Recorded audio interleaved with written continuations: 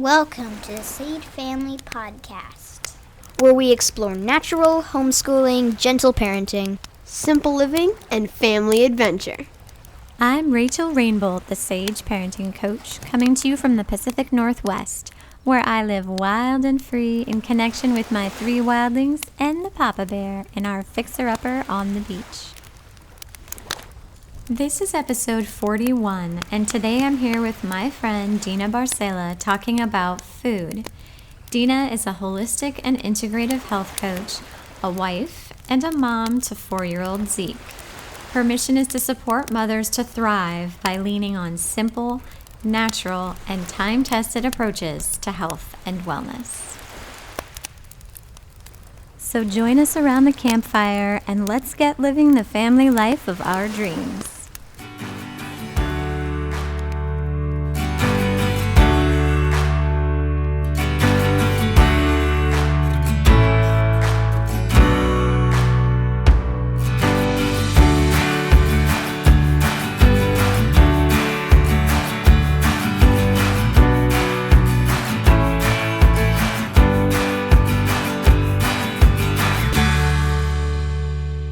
Shout out to our new patron, Joanna Fisher. As Sky likes to say, thanks for being awesome. If you are loving the Sage Family Podcast, you can become a part of it too through Patreon, where you can support these important conversations, help make this show great, and get rewards doing it. I'm actually working on a special freebie just for patrons to help create a daily routine that fills your cup and meets your needs with intention. So if that sounds appealing, don't miss out. Head on over to patreon.com/sagefamily. I also want to thank BeMore511, who left an iTunes review saying, "This is my favorite all-around podcast. As a fellow mom and entrepreneur, I'm so freaking grateful I came across this podcast. It has led to researching many different outlets and topics I never would have come across. And it's been such a fun discovery as a new mom, as much as researching alone can be an endless rabbit hole. I love how real your podcast is. The various topics are spot on, and the freedom you give women to make their own choices, question their beliefs, and trust themselves. I find this refreshing and extremely healthy and helpful in this guru era of seeking for answers outside of ourselves. It's so encouraging to my soul when I stumble across like-minded spirits. So thank you for what you're creating and doing." Thank you so much, BeMore511, for those kind words. This podcast is rated 5 out of 5 stars, and it's thanks to all of you clicking those stars, so thank you. This adventure of the week was going to an ice rink for my baby's 8th birthday, where we had a blast doing ice bumper cars. We ice skated around a Christmas tree, fake snow fell. My husband got yelled at for sliding across the ice like a penguin. It was pretty classic Rainbolt fun. Since his birthday is right before Christmas, we spent the next evening at my friend's winter solstice party where we walked the winter spiral. I've received loads of questions about this over the last couple of years when I post pictures on Instagram, so I finally wrote an article with 10 ways to celebrate winter solstice that is really all about how to embrace winter, get intentional with your holiday season, and be all about that hygge. Who doesn't need more cozy contentment? Which I will link to in the show notes. If you want to see photos and videos of this adventure, then head on over to Sage Parenting on Instagram and follow along. I also wanted to share that alongside my grief this past year, I've been struggling with a serious GI health issue that we're still trying to better understand. You all have been asking for a food episode since this podcast began, and while I feel confident, peaceful, and joyful in my personal relationship with food and the parenting side of food, I recognize that I have much to learn about food as medicine. I just wanted to disclose that context as we move into this conversation on food. Today, Deena Barselah is joining me to share a conversation on food. Deena is an old friend. She took my Sage Baby Massage class years ago and was a coaching client and then a friend, and joined me on this podcast a while back for an episode on beauty, which is episode 10, which I loved. So I'm having her back to talk about food, which is a topic that you all have been persistently requesting. So why don't you tell us about yourself, Deena? Who are you? What are you passionate about? What about your relationships in life fulfill you? And what is your relationship with this topic of food? Hi, thank you so much. It's so good to be back in this conversation. The food topic is a big topic, even just in thinking about the podcast and talking about this in a short period of time. And there's so many different directions we can take here. But I think for me, food is just so fundamental. And when we think about food, food is the thing that it impacted our bodies even before our mothers were pregnant with us. You know, there's all this research on preconception, nutrition, and an understanding of how far back this goes for everybody. And when we think about it from that perspective, we eat usually 3 meals a day. I mean, some people might do 2 meals a day or snacks or different things, but there's multiple times a day when we have an opportunity to interact with food, when we have an opportunity to have a relationship with food. And I, over the years, have thought about this really, really differently. So personally, I grew up in a household with a mom who was always on a diet, not at all uncommon in the era of low-fat foods and this diet and that diet. And we have a version of this today that I think takes it in a different conversation than it did in like the 80s and 90s. But my mom was always on some sort of diet, and it was a cycle of restricting and deprivation, and then not doing that and just eating whatever, and then back to restriction and deprivation. My grandmother was similar. All of my mom's cousins, my mom's friends, my friends' moms. I remember this being like so clearly what I grew up with and what I knew. And I have memories from a very early age of this is what it is to be a woman relating to food.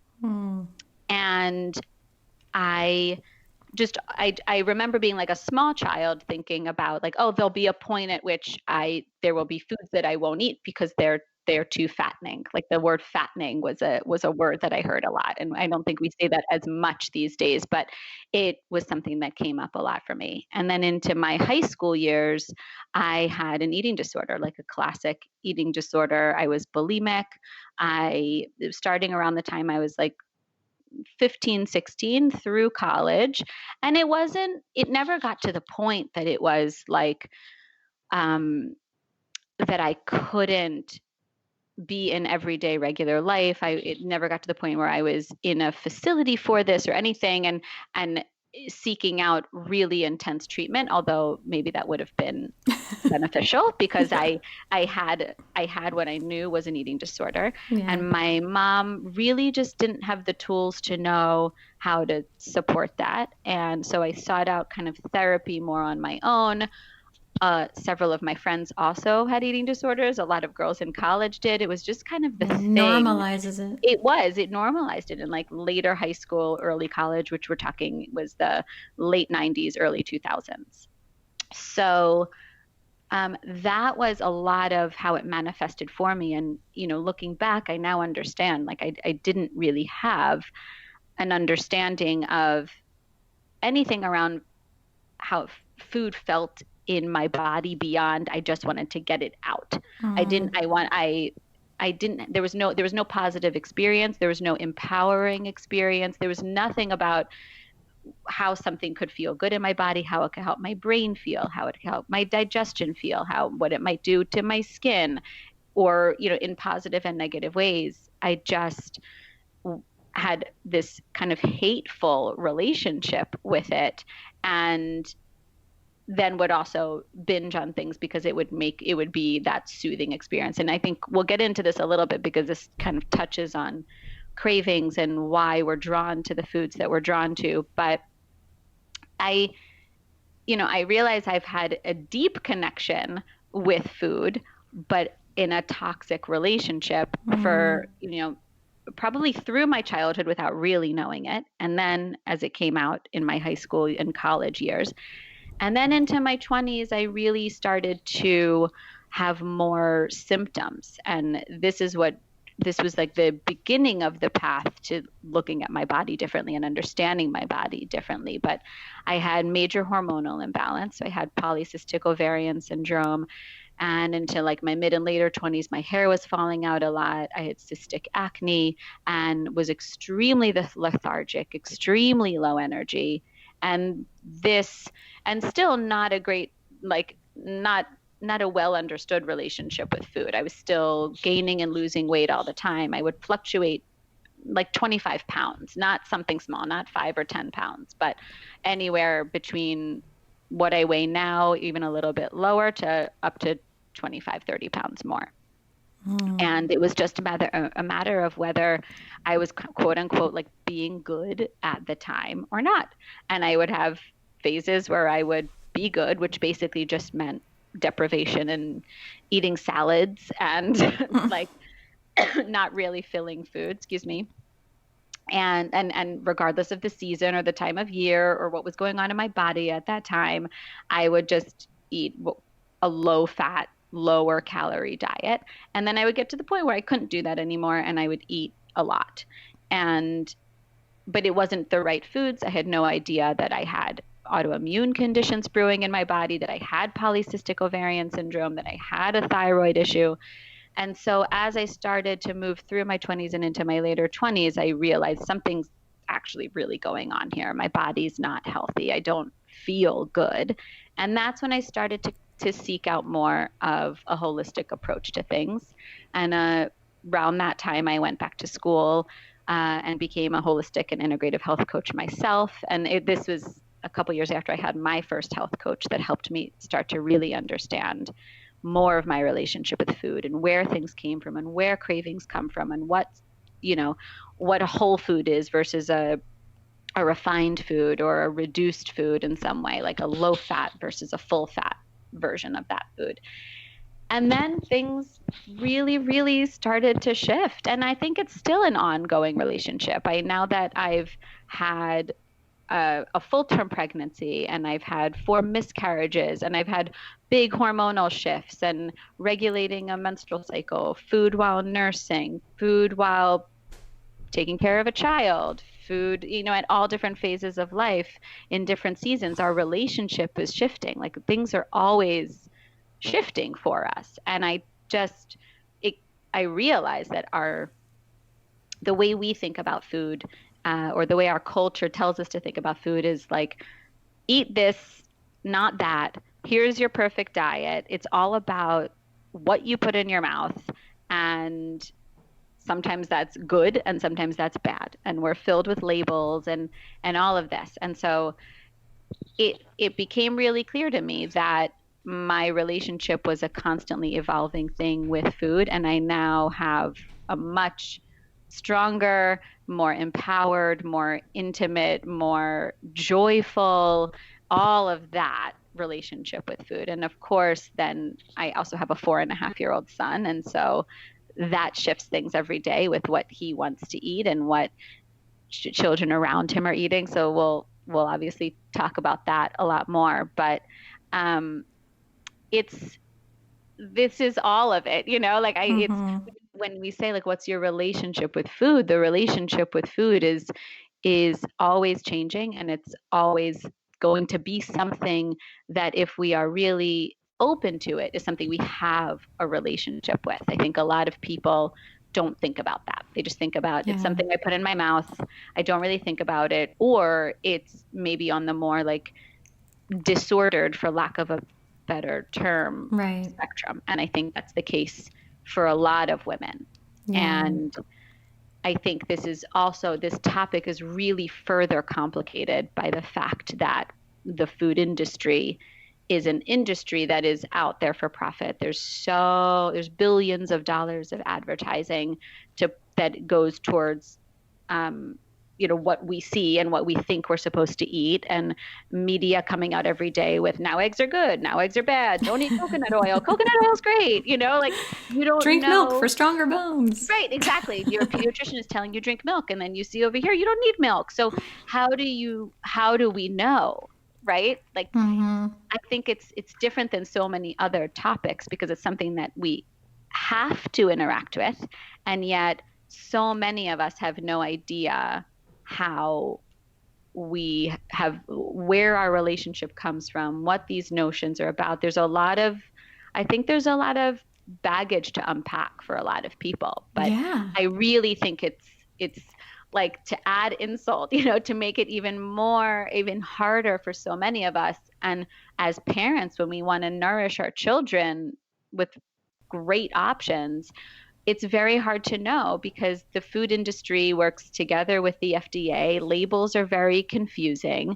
The policies are really at odds with each other because we're told to cut back on sugar, but yet that's something that's super subsidized, and it's in everything. It's in everything for sure, and it's a commodity that is produced through subsidies. It's all backwards. And then we have groups that we think are meant to protect us, like the American Heart Association, the Diabetic Association, the Nutrition American and Dietetic Cancer, Association. whatever. Exactly, yeah. right. All of these groups then put like seals on, when you're in the cereal aisle and you see like, oh, it says the American Heart Association says this is healthy for me. And then you look in the ingredients and there's 7 different forms of sugar and refined flour and food dyes, which are all known to be terrible for our bodies. So how do we know? Yeah. And that's really that's the work that I do. That's my mission, is to empower women each step of the way to understand their own relationship with it. Because if we don't get there for ourselves, the topic of, I'm doing major air quotes right now, of quote unquote kid food is this whole other beast, really, that cannot be effectively addressed until we really know our own food stuff. Because how can you kind of effortlessly, if that's the goal, provide good options for your children if you don't know what they are and if you don't have a positive relationship with food? And it's just like with all these things that we talk about with parenting, like my kid struggles with emotional regulation. Like, well, how's your relationship with your emotions? Right. Yeah, totally. Yeah. So when I listened to the episode on anxiety, the Sage Parenting the podcast on anxiety, I mean, I suffer with anxiety, and I realized in listening to that episode actually how far back my anxiety went. I think of it in my adult life, and then in that episode, it helped me recall all of these things that actually happened in my childhood where I saw anxiety. And then it was really healing for me to hear that episode, and then therefore to think about it for my child who also has anxiety.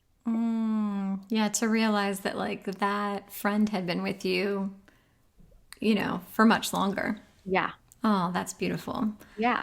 Okay, let's start really dive into that baggage piece, because most of us come to the table with a lot of baggage around eating and food. And if you've listened to any episode of this podcast or read any of my books or taken any of my classes, you know that we have to start with unpacking the baggage. So let's get into some food psychology. Deena, what are some common food issues that you've witnessed women carrying from the past into the present? I think so much of it is we have to first look at our upbringing. We have to look at the culture, the society, the people, often the women, but not necessarily just the women, but the language around food. What labels did we grow up with? I think the label thing is so big when it comes to food. And mostly you hear like, that's a good food, that's a bad food. Yeah. Or you're such a good eater. People say that to children a lot. We don't and really typically say that. When they eat more. Right. Like, oh, exactly. You're such a good eater because you're such a good food. Eater. You cleaned your whole plate. You ignored the signals that your body were giving you and shoved more food in. Exactly. So you're a good eater. Well, and that often will come because there will be some sort of, dangling reward at the end of cleaning the plate. Yeah.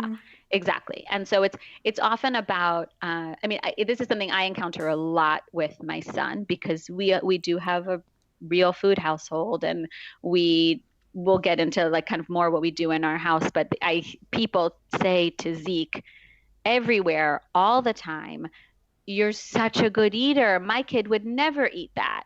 And I'm like, can you could you just not could you not say that to my child? Because he totally gets it. Now he gets Yeah. that he eats stuff that's quote unquote so different from what other people eat. But they're also looking at it as like, well, that either you've totally cleaned your plate, or that's not kid food, and Yeah. these labels of what is appropriate food for a certain age. There's food that a young child will eat. There's food that maybe is a classic teenager food. So of course it's like apropos for a teenager to be Pizza. downing a whole bunch of chips and soda. Mm-hmm. There's these kinds of labels, I think, is a big one that we have to acknowledge and then really try to break apart, because we put these on our we put them on ourselves, we put them on people, maybe we put them on our spouses, and then we put them on our children, and it's filled with judgment. And food is not good or bad. It may be more or less nutrient dense. I think we can say that it may have more or less health benefits, but it is what it is. If you're going to eat a Snickers, that it's not a nutrient dense food. But That's if not what the commercial leads me to believe. Right. If I'm hungry, I'm supposed to eat a Snickers. True, you're Deena. right. In this case of Snickers, that's true. Their advertising is, yes. But it's that kind of thing. It's not a matter of being good or being bad, because that's what Yeah. it translates to. Judgmental language. It is, exactly. And Because what follows from judgmental language is shame. And right. it triggers the reward centers of the brain, or it triggers the shame centers of the brain. I mean, you mentioned like dieting. I think a lot of us grew up with baggage around that. Emotional eating. I mean, throughout a lot of the parenting work, we talk about things like rewards and punishments and expectations, and really, I mean, we'll talk more about this throughout the conversation, but you want to try and remove yourself from between your child and their food as much as possible, so it doesn't, the relational issues and control issues and sort of don't muddy up the water. We want them to have that like strong brain-body connection, and we want their relationship with food to be their own. And so many people as adults are emotional eaters because parents really inserted themselves right in the middle of that, and eating became about control and power and rewards. And if you were given something sugary every time your mother approved of you, anytime you need to feel validated, you reach for the sugar, and it triggers, you build that association. It triggers those same feelings of approval and validation and acceptance and love. And I just want to like normalize in a really crappy way that like it's true. that is what most of us came to the table with. We did. I think it's such a small percentage of, I'm not even saying parents, I'm just saying people that have as adults, that we have this understanding of whether we've applied these labels, or the shame we feel around it. And I think that there's all of these concepts like cheating. Oh, it's my cheat day, or I'm cheating, or I fell off the wagon, like terms that people would compare to addiction and or food. Infidelity. Yeah. Right. Exactly. And but this is also, sugar is a highly addictive substance. So it's not to say that it's so far from that it's so extreme, but we don't, without the education and the knowledge, and it doesn't take much. I mean, this is like pretty basic stuff, and I think we'll get into this a bit in this conversation, but even understanding how addictive sugar is, it's not our fault. We're at the whim of these perfectly formulated products that make us want to keep coming back for more. They are formulated with a great ratio of sugar, fat, and salt that make it really, really hard for us to not keep wanting more. It's feeding all of those systems in the brain, the neurotransmitters, everything is being released to make us want more. And without other tools in our lives, without understanding how do we, I'm feeling really down right now. I would really like something soothing. And this that goes into like the cravings piece. Like this is something that I learned in the work that I did a decade and a half ago. But when we feel when we feel like we need soothing, reaching for ice cream is a really like logical thing to do when it comes to wanting something creamy and smooth. And ice cream kind of can feel like a hug, like in that way. But if we don't know how to articulate, I'm feeling really down, I could use some soothing, I could use an actual hug, I could use some true connection, opening the freezer and taking out a pint of Ben and Jerry's is easy. It's right there. Food is everywhere. Food is literally everywhere. So you can buy it and acquire it pretty easily. And that can be something that makes us feel better. If we're having a lot of anger, crunchy foods helps you release that anger. It's you're crunching down on something, your teeth are working hard, your jaw's working hard. It can be an emotional release. So it's not really about willpower or about being bad and then feeling bad about it. And what do we do when we feel bad about it? We punish ourselves probably by deprivation and then and we binging reach again. for more soothing. Yeah, exactly. And so it's so much about knowing who we are and what we really need to take care of ourselves, because food is a really, really easy one, right? This is also why people turn towards alcohol or turn towards drugs. That's just one step further. It's a little bit harder to acquire. It costs a bit more money, but buying like a candy bar, buying a pint of ice cream, buying a bag of chips, these are not hard things to acquire. And so this is so much of what the baggage is when we come with these food issues and we believe we need to deprive ourselves, or we've always grown up either from someone else or just for ourselves. Like, oh my God, I worked so hard this week, I deserve fill in the blank, whatever that thing might be. And we use the word deserve instead of like, we could say, I worked so hard this week, I want to go out and celebrate with friends and have an amazing celebratory meal at my favorite restaurant with food that I love that makes me feel so good. You know, those are very different things. Yeah. And I think for women too, it's so wrapped up in like body image issues. I mean, those two things are so entangled. I mean, I know we talked about this like in the beauty episode, but about all of the body image, all the messaging and the things we inherit from our families and our friends and our culture around body image, they're so connected with this conversation on food as well. And I will say that I swore I was not going to mention my mom and my mother. How can we not? This podcast episode, but well, here's the thing. Okay, so I have this friend Cassidy, who was on this podcast in an episode about therapy, who I think she quotes Brene Brown when she says something like, you want to teach from a scar, not a wound, or something like that. Yeah. But like, real talk, I do a lot of my best work in the wound. And if I waited until I was fully healed to record podcast episodes, it might be quite a long time. So we would never get the podcast episode. right. So I'm sorry, it comes out of my pores. I can't help it, but I do have to say, when I was in the hospital with my mother, and she was dying, and she had stopped eating, and at one point she weighed like 80 pounds. And we were having a conversation with the doctors expressing our concern about her weight. And she touched my arm and sort of like looked down and felt her stomach. And she was like, no, I'm so happy. Like, this is where I've always wanted to be. And it was this profoundly powerful moment of like, wow, like this is what you had been reaching for. Like, this was like the standard of beauty. Like, you feel like you made it. And this is the least healthy you've ever been in your life. You're literally dying. Right. And like, and she looked so happy. Like, I finally made it. Like, this is what I've been reaching for.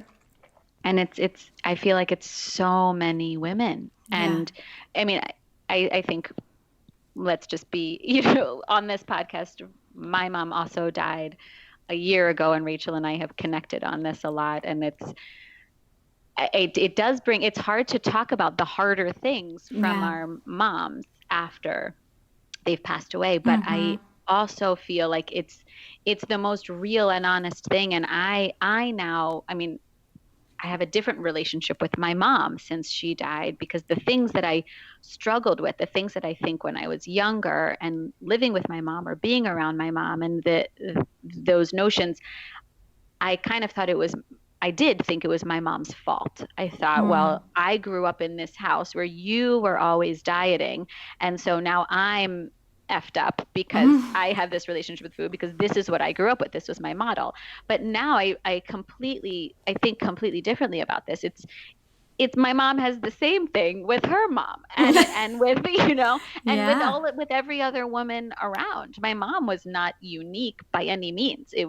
I had, like, I think one friend's mom who just, I don't remember her ever talking about that. And she was the healthy friend, and we would go over her house, and she would offer us like nuts and dried mango, and we were like, what the heck? What is this? What are you this is not food for us.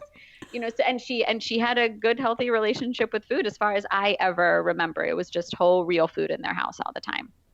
And so when we think of our moms, it's part of it, but it's not anybody's fault. It's culture, it's society, it's the times, it's the generation to generation. And food is a huge thing throughout history, right? Food is, it's ancestral. It's what's always been a constant, and that has always evolved in people in the way we've related to food. But it is one of those things that, like, generation after generation, there's, again, the mother thing of the women in the kitchen, the women cooking, the women preparing the food, the smells in the kitchen. We probably all have memories of our mothers and our grandmothers and other matriarchs of what they cooked, and associating, like, maybe we smell, like, for me, when I smell chicken soup, I've been making chicken soup actually recently, and it's a new thing, and I've never really done it before, but it's my mom, and so it's those kinds of things. But my mom had the exact same thing when my mom was really sick, and it's a different situation than your mom, but my mom had chronic health stuff for a while, and when she was more depressed, and when she felt when she was just struggling with everything, she was thinner, because my mom struggled with her weight for most of as long as I could remember. She was thinner, and she liked being thinner. She would always talk about, well, at least I've lost that 10 pounds. So it's the same thing. Yeah. And and the truth is, it's like, but this is you're sick. And it's that empty feeling. And it's that feeling that I think I remember when I would throw up, like, I would eat a meal and then I'd go to the bathroom and throw up. And as soon as what I felt like everything was out of me, I felt so good. I didn't want to be filled up. I wanted to be empty. And I think that's like so much of a notion that we've been surrounded by. Like, you don't want to feel the feelings, you just want to get everything out. Yeah. And in our society, we really have, like, thinness associated with healthiness. Yeah. And I would, again, you've talked about, like, food, like, you're in a relationship with food. And I would for sure love to help, like, tease apart those two things of, like, being thin and being healthy. Because I will say I was very, very thin my whole life, and people would always make comments about like, they would say, like, oh, well, you're so healthy, and every time they would say that, I was always quick to say, being thin is not the same as being healthy. I eat garbage. Like, my body is a trash receptacle for food that tastes good. Right. Skinny is not the same as healthy. And in my life, like, over the years, I have so really seen that, and, like, I feel that and believe that more deeply than ever now. That, I mean, for me personally, when I am less healthy, I lose weight, and when I'm healthier, I gain weight. Like, when I'm being super active and nourishing my body really well, the numbers on the scale go up. Like, my muscles are bigger. Like, I'm just because it's fuel. That's a whole different thing. Your body needs more fuel. You're building muscle. Your body's your body's in a building stage. Yeah. So that makes sense. But we don't think of it that way. Yeah. Yeah. And in our culture, we tend to fixate so much on the number on the scale. And even within the parenting sphere, oh my yes. gosh, so much. So many parents come to me, whether you have a 2 month, I mean, we're obsessed Percentiles. with what percentile our babies are in. And like weight is one indicator of health. And it is an indicator of health, but it is just one indicator of health. So to like keep that in context, I think can be helpful for sure. And I feel like that's like the kind of the next point I wanted to make on this food psychology piece is the embodiedness of it. And I think this is a word that people are using in a lot of different arenas right now. And I'm so glad because we can be so much in our heads. We can be so external, whatever the input is from the outside. And in the context of this conversation, that's really whatever the dietary protocol or someone tells me what to eat, the diet, the food, it's all about the what, and we're hardly thinking about the how and the why of food. And the embodied piece of that is, how does this really feel in my body? How does my body feel? What does it feel like to take in to eat, to chew, to taste, to swallow, to breathe, to be present with a meal? And we just don't have that. That's just, everything is about multitasking. Everything is on the go. Everything that's marketed. Like I feel like when I grew up and what my mom was always exposed to was low fat, low calorie. And as much as you can like reduce, that was the thing. Now I feel like we're obsessed with the notion of efficiency, productivity, multitasking. As much as you can get into a bar is the best thing, because that's like the mom's golden ticket is having like a bar on the go, so you can still like shove something in your mouth. But all that does is take away the feeling of take away that relationship. And so how do we know how something feels if we're so focused on just get it down, just eat it. We got to go. Come on. We got to go to soccer. Like whatever the thing is, we have it for our kids. We have it for ourselves. And most of us don't really value the process of buying food, of cooking food, of the preparing food and cooking food and eating food. Every one of those things that has been part of our entire evolutionary history is not on the table as value now. Yeah. So everybody wants to know, what's the quickest way I can do this? And the more we push aside all of those other steps, the less we can feel embodied with it, the less we can really thrive, because we're just trying to get past it. But this is something that we encounter multiple times a day, and we're just trying to be efficient with it all day long. Yeah. Well, and you've touched on this question like you just did with the go, and with, that the industrial food complex spends billions of dollars of advertising to children and families. But what is the mainstream approach with food for families, and why is it a problem? So I think the mainstream approach to food with families is really, there's a lot of things, but I think so much of it is the separation of what kids eat and what adults eat. And that's the primary, I think, that's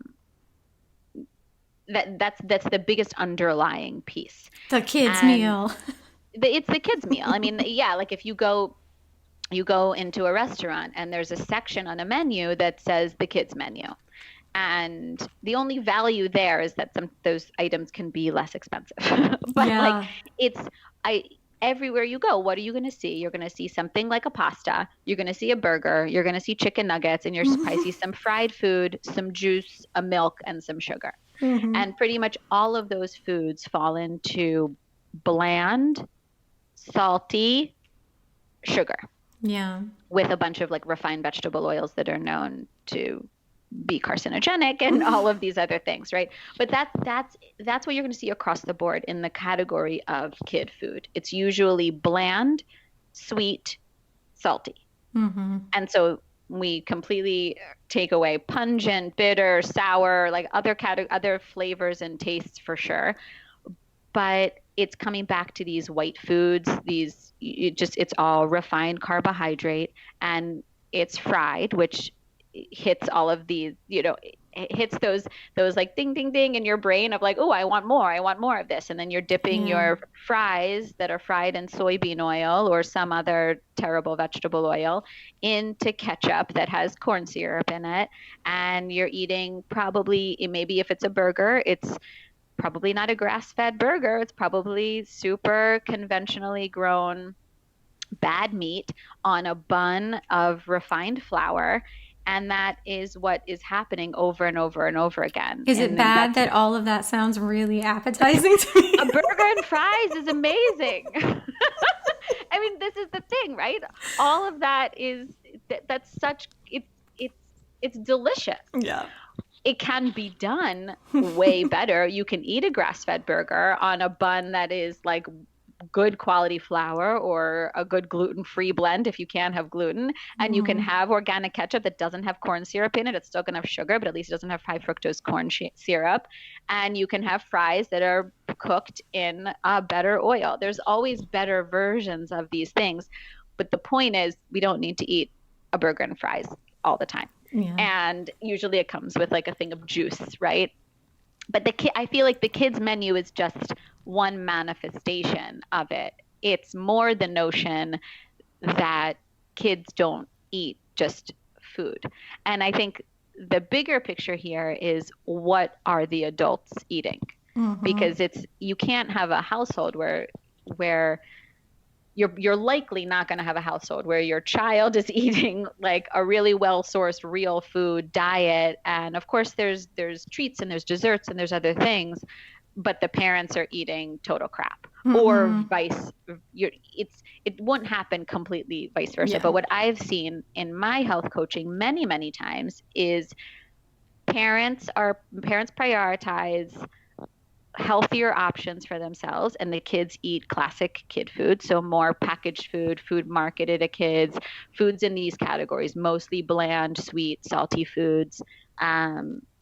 There's a lot of dessert, there's a lot of food rewards, there's a lot of kind of treats, those kinds of things. So I see that a lot. And then I'll also see the reverse, where the parents are trying really hard to emphasize healthier food for the kids, but the parents are not doing that on their own. So they're always eating on the go. They're eating maybe more of the fast food or the fast food types of things.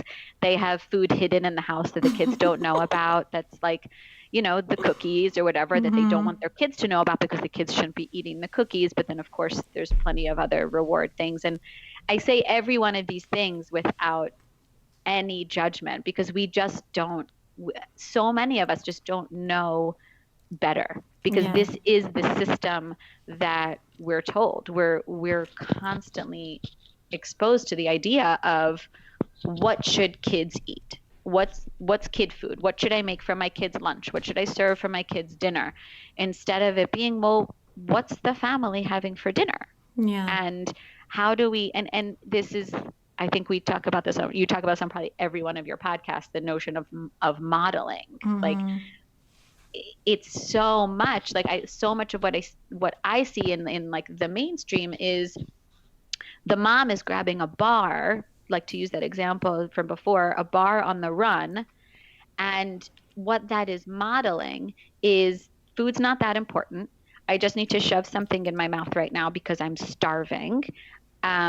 It doesn't really, like, the nutrition and the meal and the prep and all of those things are a nuisance. They get in the way of what I want to be doing. So food shopping, food prep, cooking, cleaning up a meal. Yeah, it all takes time, but the idea is like, oh, it's another meal to prepare. I have to think about this again. And I think that's what a lot of kids see. And so therefore what that translates to is usually more like package, just open, rip off the top or open up a box and here's your food, here's your meal. And so there isn't that connection with it. And then we also don't know, and it's for adults too, we don't know where the food came from. We don't really know what's in it. We have no relationship with the ingredients of it, we didn't see any step by step. So when it's just like packaged and handed to you, how can you have any appreciation for the food? And that's what I feel like we have in most of the mainstream approaches to this. And within all of that, there's a lot of flour, a lot of like basically refined flour and sugar that can be consumed from morning till night. And it can be a bowl of cereal in the morning and a sandwich and some pasta and some pretzels or crackers, or any of those things are easy to grab. And so it's those easy foods that are not really nutrient dense. And I think the part that is so important to look at here when we're talking about young children and developing bodies and developing brains and all of that is the nutrients are really important. This is, I think, it's important for all of us at every age, at every season of life. We need to be nourishing our bodies in different ways and for different things. But the season of life of a rapidly developing human in these early years really need great nourishment. And that's, and when we think that it's not important, like, oh, it's just a kid, it's so the opposite, because we can lay such a great foundation for our children if we can have a positive relationship with food, if we can model that, if we are willing to embrace that in our homes, that food is a fundamental thing. And of course, this will look different in every household, but it's asking yourself, how might this shift for us? How can we take one step in that direction where we maybe cook one meal a week that we weren't cooking before, or we do this a little bit more as a family? And we'll talk about, ways that can happen, but it's thinking in one step by step by step. But the nutrient density is so important for our children. And without it, this is where we see, like, there's such an overdiagnosis of like attention issues for children. And obviously a lot of that is the environment in which they're meant to be learning. But how can you learn? How can you even have a chance of like sitting and learning if your brain is just filled with sugar, if your body is just filled with sugar, if you're not feeding the brain really good protein and foods that feed your hormones really well, and foods that feed all systems in the body so the gut can function really well. And if we're not getting those nutrients in, it's not fair. And even if you take it out of the school thing, if you look at like a tantruming child, and a child that has a lot of breakdowns, a child with a lot of anxiety, a child with a lot of sleep disruption, whatever the stuff might be, food probably is part of the picture somewhere in there, especially as a child is getting a little bit older too. Yeah. So how are you nourishing the entire system for that child? We can't feed our children sugar and refined products from morning till night and also expect that they're going to sleep really well. Their guts are going to function great. They're not going to have like, emotional breakdowns regularly. They are addicted to these substances too. Well, and I am going to jump in here, and lest I throw stones in a glass house, state for everyone out there listening, because Deena knows this about me, that this is, I would say, the word weak has a lot of judgment in it, but this would be the weakest area of my mindful living and parenting. So just so y'all know, I think for all of us, we're really happy to hear that. Yes, every one of your listeners wants to know where your weak areas are. This is where I am the most people say well, I'm human. This is definitely my low area of humanness. If I could eat just pretzels from a theme park cart for the worst possible thing. Churros. Oh my God. If I could eat 10 churros a day, I would love it. So just so y'all out there listening know, yes, I did full-term breastfeeding and baby-led weaning, and I try to be very mindful and make healthy choices and all that. However, I am pretty sensory sensitive, and I love the taste of certain foods, and am strongly averse to the taste of other foods. And I have a natural, I do not enjoy cooking. And so when it comes to like learning about nutritional things, I have to admit it's an area that I don't have a lot of passion for. So I'm just... I just want to throw that out there so that everybody knows as we're moving through this conversation, like I'm aces with the parenting and the environment and all that around food, but the actual like nutritional piece, this is definitely, so you all have like seen my dirty laundry. This is definitely the weakest part. Like I love all them white foods. Like I could just have some white pasta and French bread and with cheese and butter. This conversation is making me hungry, but I'm just going to throw that out there. There is nothing better than bread with butter. I mean, there's just nothing. Yes. Because it feeds all of those things. I mean, bread, like stretchy, gluten-y bread and creamy, but like now I'm hungry too. But but I think that's the thing. It's I've been on this path. And it came from a lot of it came from health struggles and as everything I've shared already here, but I've been on this path for like 15 years. So when I work with people who are just beginning, it's always just a step by step, what would it look like, even if you're going to grab that bar, what would it look like and again, I eat bars. Yeah. This is not like this is the worst thing in the world. Yeah. But what does it look like to take the bar and when you open it, smell it, and then put a piece in your mouth and chew it until there's not much left in your mouth other than like saliva and the flavor of the food, and then you swallow, and then you take another bite of that bar. I'm not saying instead of the bar, stand in your kitchen for an hour and prepare like a major beef stew or I don't know what, right? It's what can you do to acknowledge that this is food, that this is something to have a relationship with, to experience the food differently than like a means to an end.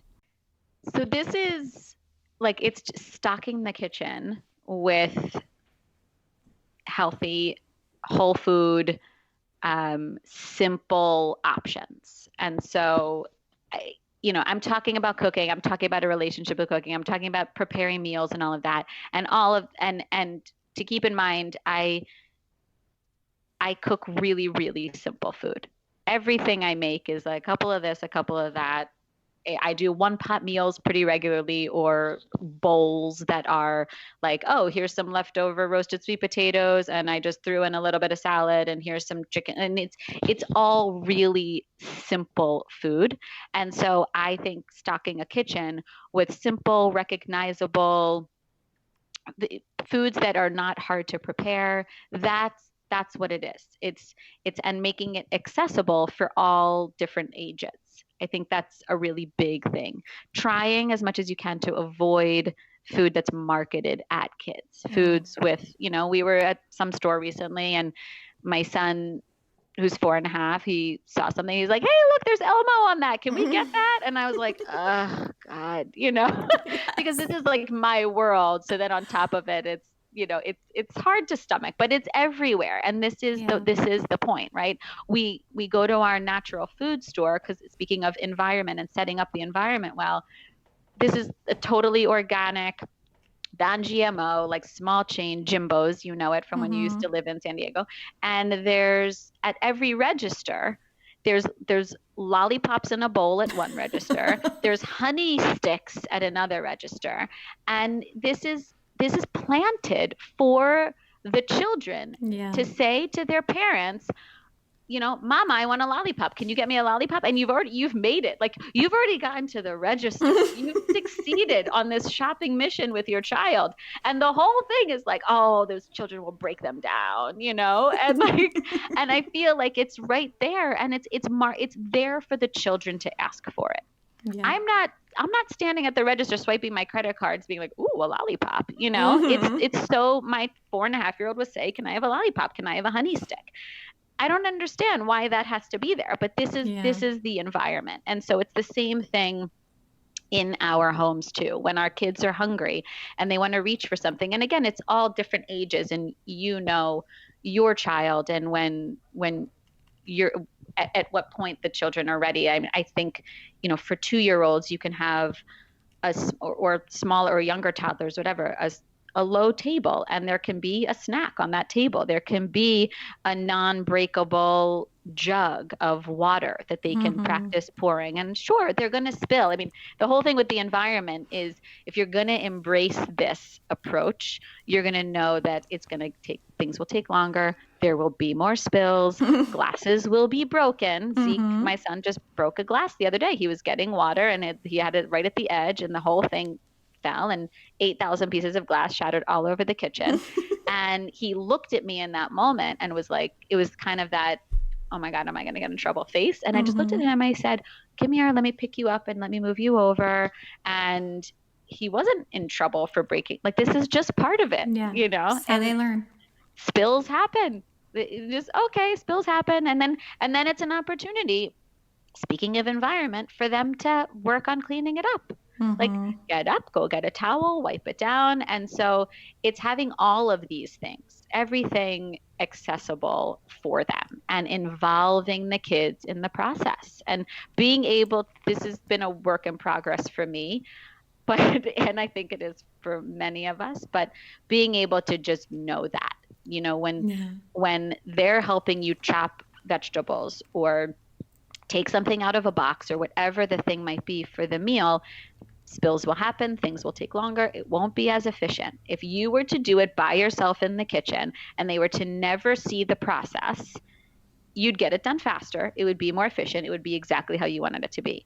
But then they miss out on seeing the process. They miss out on starting at whatever age it might be. And it's never too late. It's for a 45-year-old mom listening to this right now, it's never too late for anybody to start this process. But whether they're 2 or 5 or 10 or whatever it is, it's never too late for your children to start to get in the mix. And so involving them in putting, it starts from the beginning, putting together a shopping list. Like with a little kid, that can look like pictures of foods. We need to get some apples. Here's a picture of an apple, and then at a certain age where they start reading, you can write it and they can start to recognize the word apple. Then maybe at a certain age, they can start making the list. And then when you go to the store with them, they can look at the list and they can pick out these things. They're seeing every step, and you can say to them, well, what do you want to get today? What should we put on the list? What should we get at the store? And there's always there's the bulk bins, and picking things out of the bulk bin, knowing that my child will always just take extra pieces of dried mango. Yes. And then runs over to me, I got 2. Okay. So it's making the list, going shopping with your kids. If you can grow something at home, honestly, like grow anything, grow mint. It's like a weed, but put it in a pot, but grow something so that you can see the process of growing and your kids can see the process of growing.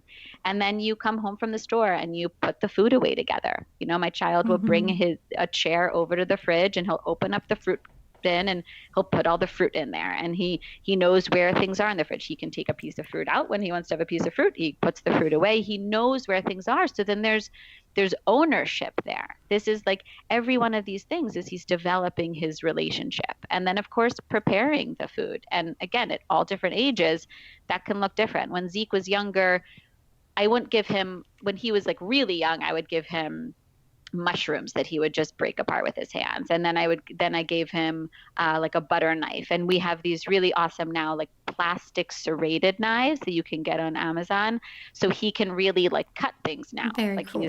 He can peel carrots. He can chop the carrots. He has his own cutting board that he loves to use. He helps me with the juicer. He turns buttons on the blender. I mean, every parent has different things that they feel comfortable with. He'll crack the eggs. And sometimes like there's the joke like, oh, can you take the shell out? And he'll say, oh, you didn't want the shell in there? And, so it's just, but he's 4.5 and he is so involved in all of these steps in the process. And then when we sit down to a meal, he'll often say like, I made such a good dinner, and we're like, you did, thank you so much, because he has pride in it. He saw the process from step to step, and that's a really cool thing. And then I think the mealtime thing is a whole other. Yeah, we'll get into that and pause that part. Oh, yeah, you're right. Because we are so going to dive into that. Yeah, I think in terms of the environment, like minimalism, like if every person listening to this can when this podcast episode is over, go through their kitchen and clean out and get rid of all of the crap that they are not using, that is super helpful, which I know like in all of these areas, like in coaching or in my writing or even in these podcast episodes, there's always that strand of minimalism that is going to be so helpful. If your kitchen is like heavy and dirty and just packed and weighed down with baggage and clutter, like it's not a temple that you want to go, like that you want to go be. You don't want to be there. Yes. As an adult, you're not going to want to be there. So your kid for sure won't be able to find it. Makes cooking harder. It makes going to grab foods harder. So like first point easy is throw away everything that's expired. Like go through all of your for sure. And all that's like for food, but even all like tools. Yep. Like we've all bought kitchen tools that we don't use. Yep. Someone bought it for us, whatever it is. You have your measuring cups, have your measuring spoons, a couple interesting, these little things here and there, and that's it. You don't need much. Yes, exactly. Like we had just the other day, I had a couple of, we probably had like 5 like mismatched bits of like measuring spoons, like the smaller ones, like tablespoons, teaspoons. And so as part of our like zero waste efforts, once a month, I buy one new thing. I change one thing over in our house somewhere. And that was our thing. So they were all like plastic and kind of janky and broken, and we didn't have all the ones we needed anymore. And so I bought like a stainless steel or metal or whatever, like one set, and I threw away all of the rest. So good. And it feels amazing. I keep trying to find things to bake so that I can use them. It feels so good to just have like that one set. And then your kids know where to put things. Yes. Like in terms of like, again, the ownership. Like Zeke empties the dishwasher all the time, and it's not hard to know where things go.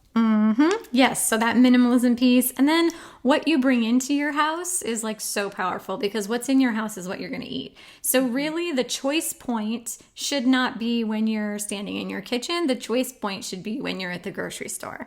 So don't bring home foods that you don't want to spend all of your time eating. And on the flip side, like choose foods from the grocery store that you feel like would really nourish your brain and body to be eating. And then when our kids were younger, we always portioned and prepped all of the foods. So we would come home from the grocery store and I would wash all the fruits and vegetables and package them up, in Tupperwares that the kids can access. And even like dried foods, I would put them in like snack, just portion them out and make them like ready for consumption, so that when people were hungry, they could go and grab those things. Beautiful.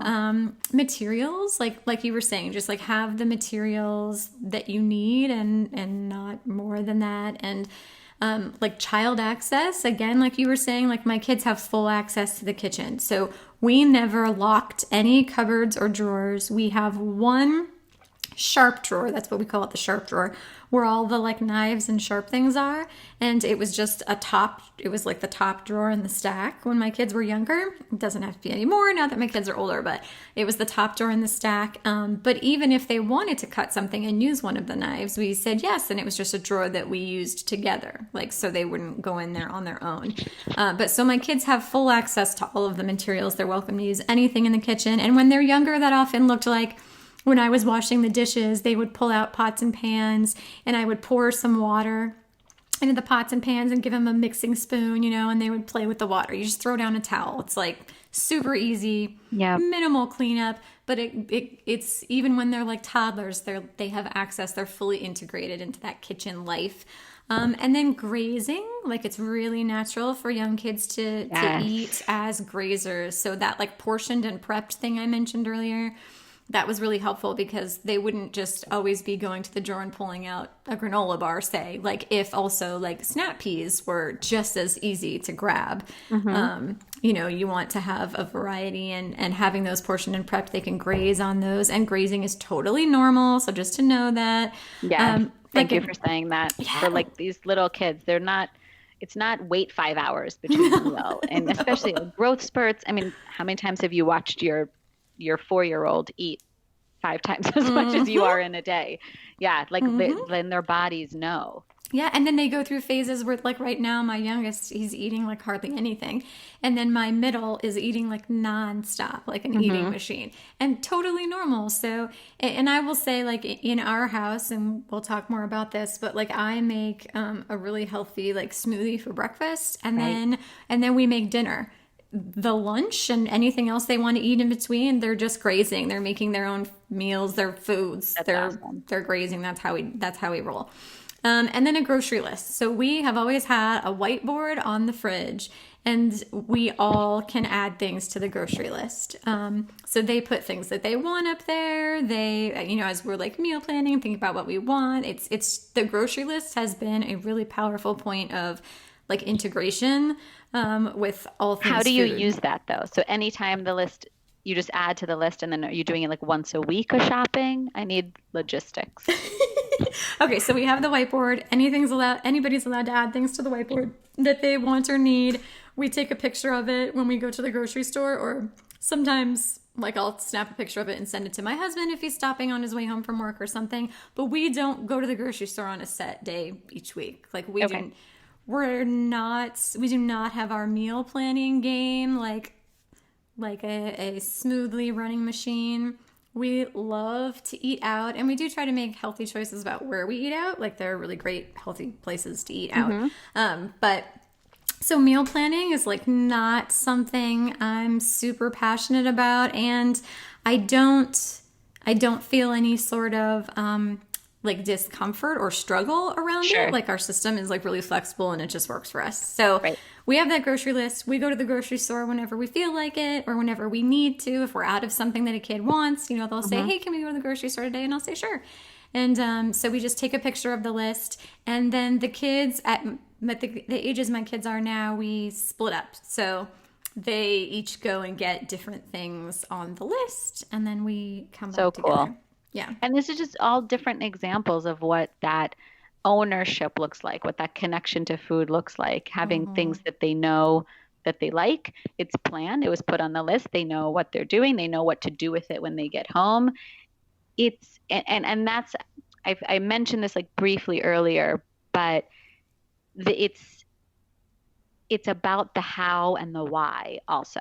So like it's the what is, I think, what our culture is consumed with in what am I eating? What's the diet? What's the this? It's all of the what am I putting in my mouth? And without thinking about how am I eating? How am I getting the food? How am I bringing it home? How am I sitting down to the meal? Like when and where and why am I eating this food? How does this food make me feel? It's all of the other things around it that's what the relationship is. Like when we think about relationships with people, relationships with things, there's many more layers to it beyond just the what, you know, just like my husband, you know, there's so many more layers to our relationship than just this one individual.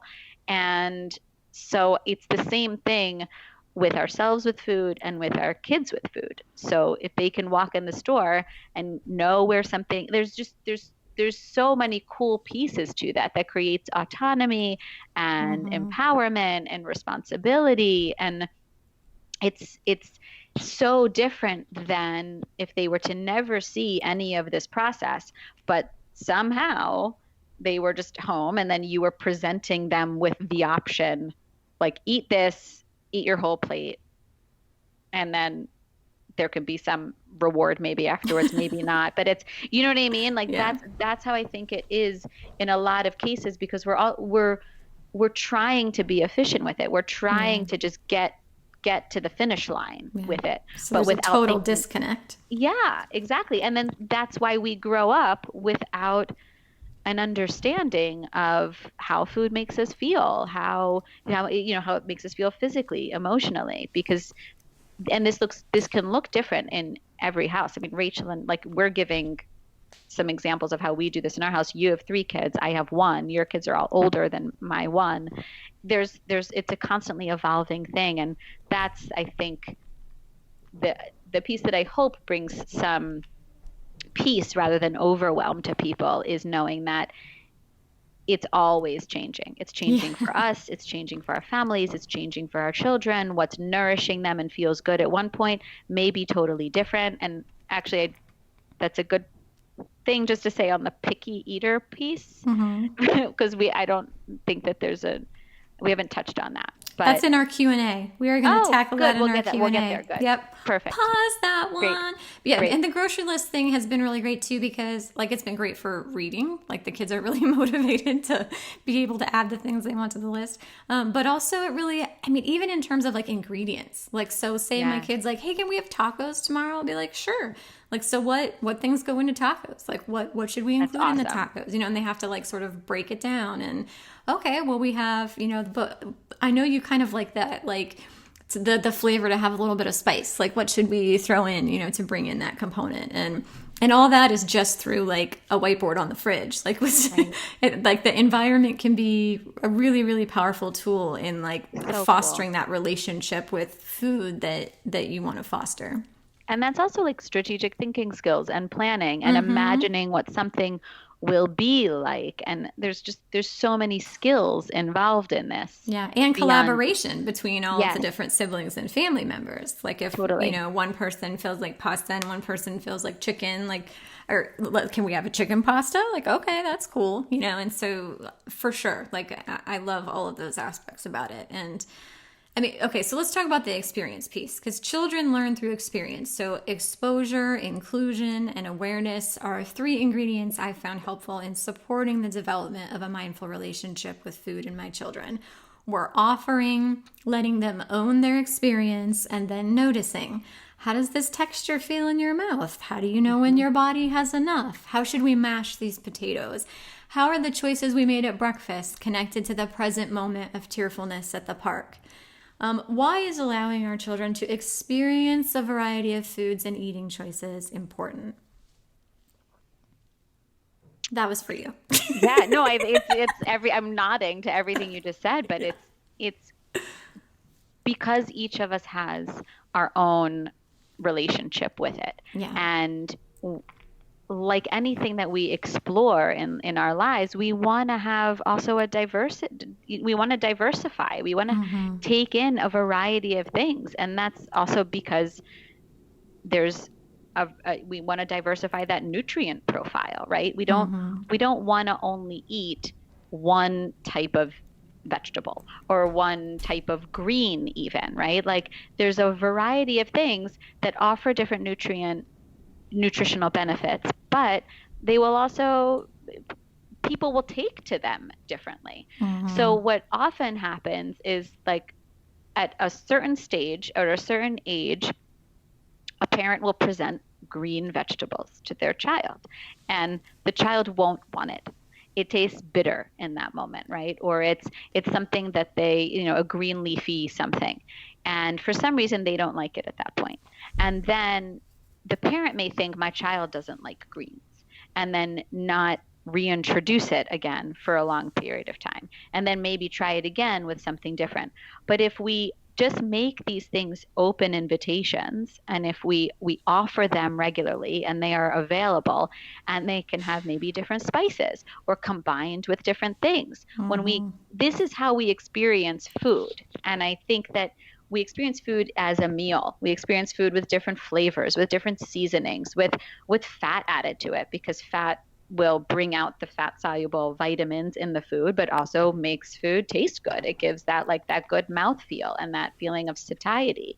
So we want to present food to children the same way we eat foods, right? Like in general, the mainstream approach and the way that like our food industry presents food to children is in compartmentalized plates or in just like or just containers. Like you open a container and here's your applesauce. You open another container, here's your avocado. You open, it's those kinds of things, but that's not really how we eat.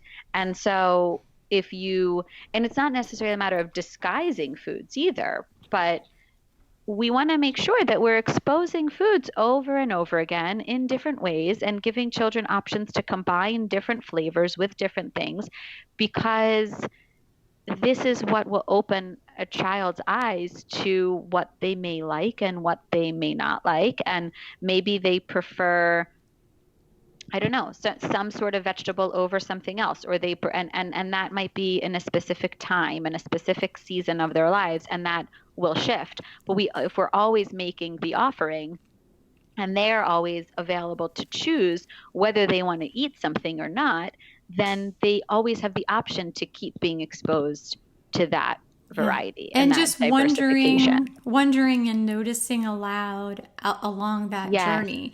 And I mean, language is really powerful. So for example, I might say, like, how are the carrots tasting today?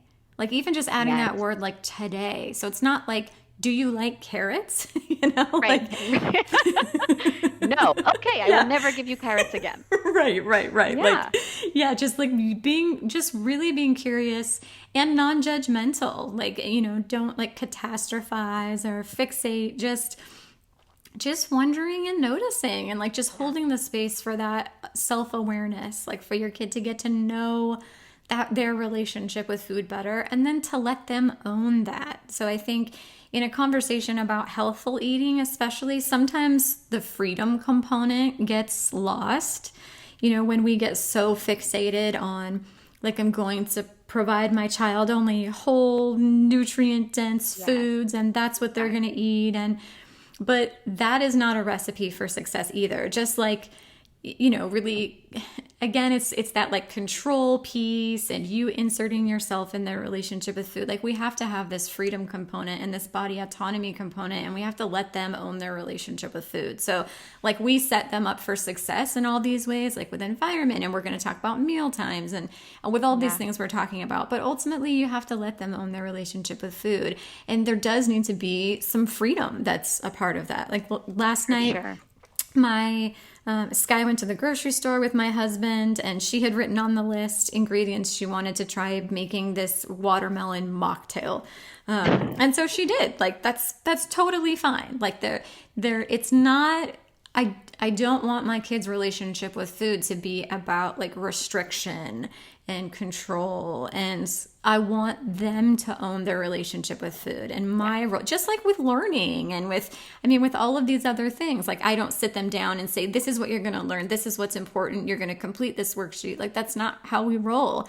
Like, I create an environment that is like calming and yet stimulating in the right ways. And I collaborate with them. Like, that's like our grocery list piece, right? Like, I collaborate with them around like what things they're interested in, what challenges they're feeling, and how can I better support those challenges. And all of these conversations can be had with food too. Like, what challenges are you feeling like physically in your body, and how can I support you in those through the foods that we're eating better? So, but there definitely has to be that strand of freedom, in my professional and personal opinion.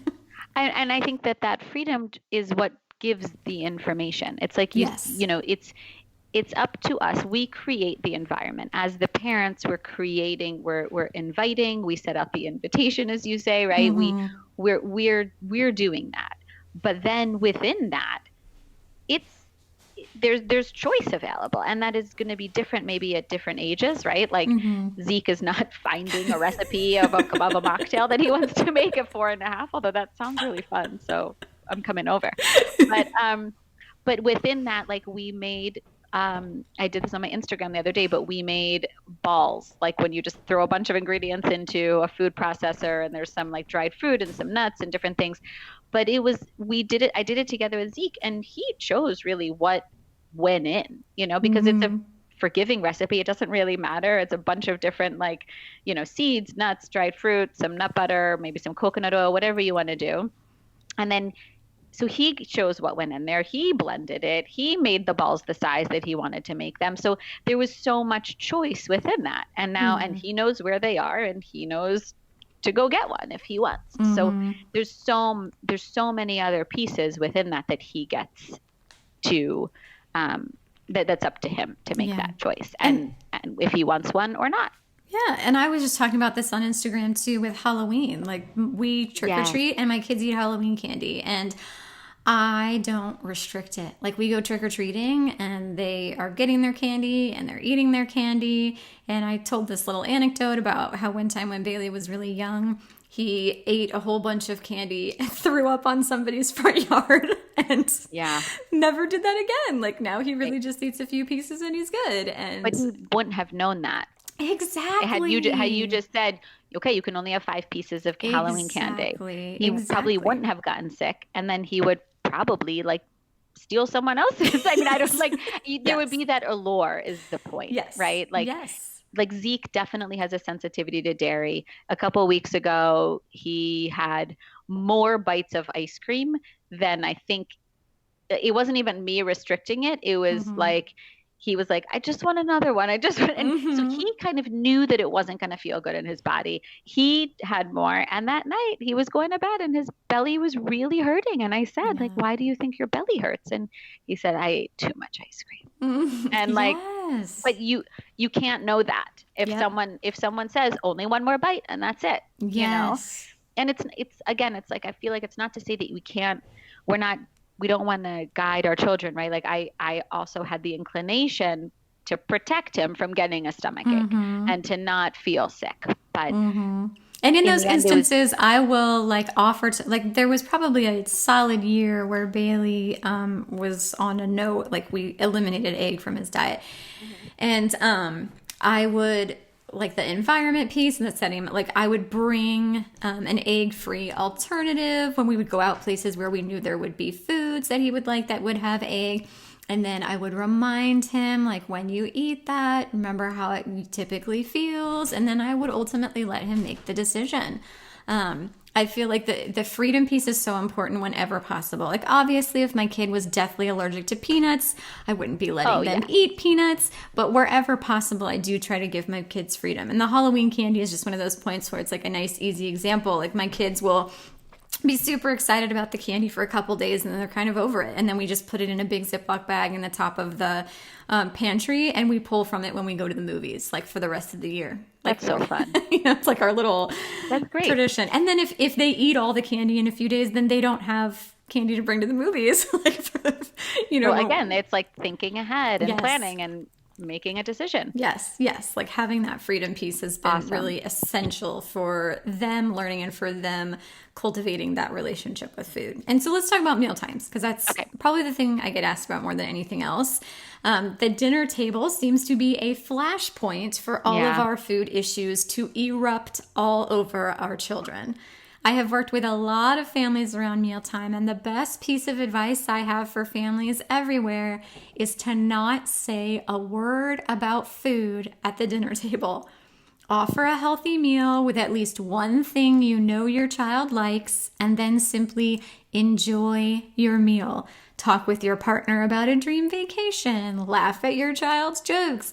Savor the flavor of the side dish you made and that you are loving the experience of eating. Make the food and then let go of your attachment to your child's experience of it. Let them own that. What advice do you have, Deena, to help make mealtimes around the table a more positive experience? I agree with everything you just said completely. I also really like, we have a ritual, a practice in our house that when we sit down to dinner, we try to do it during other meals too, but the rhythm is just different at other meal times. But when we sit down to dinner, we do something that's a pause before we just dig right into the food. So the food is sitting on the table. I'm often the one that's still bringing a couple things to the table. And this is like a pet peeve of mine too. And so we sit down, we take a couple deep breaths, or we sing a song, we do a blessing. Like, we can do anything. It doesn't matter what it is, but it's a pause. And then, and it gives us the opportunity to get our bodies ready for food. So this is a practice that I practice as much as possible as an adult to prepare my body for food, kind of instead of going from whatever I'm doing to shoveling food in my mouth, just a moment to, there's actually a process to hormonally prepare. Once you start smelling the food, your saliva starts building up, then your digestive enzymes kick in, your body is ready for food. So it's giving that opportunity and setting the stage for that being a practice. But then we can actually look at what's on the table, and we have an opportunity to survey, okay, there's some sweet potatoes over there, there's some shredded chicken, there's some greens here, choose what you want. And then we all get to choose what we want. I rarely will plate the food ahead of time unless it's like a bowl of soup that is ladled all at once. But it's presented as options for anybody to choose from, and anybody means adults or children, anybody present at the table. And that's what it is. That's the meal.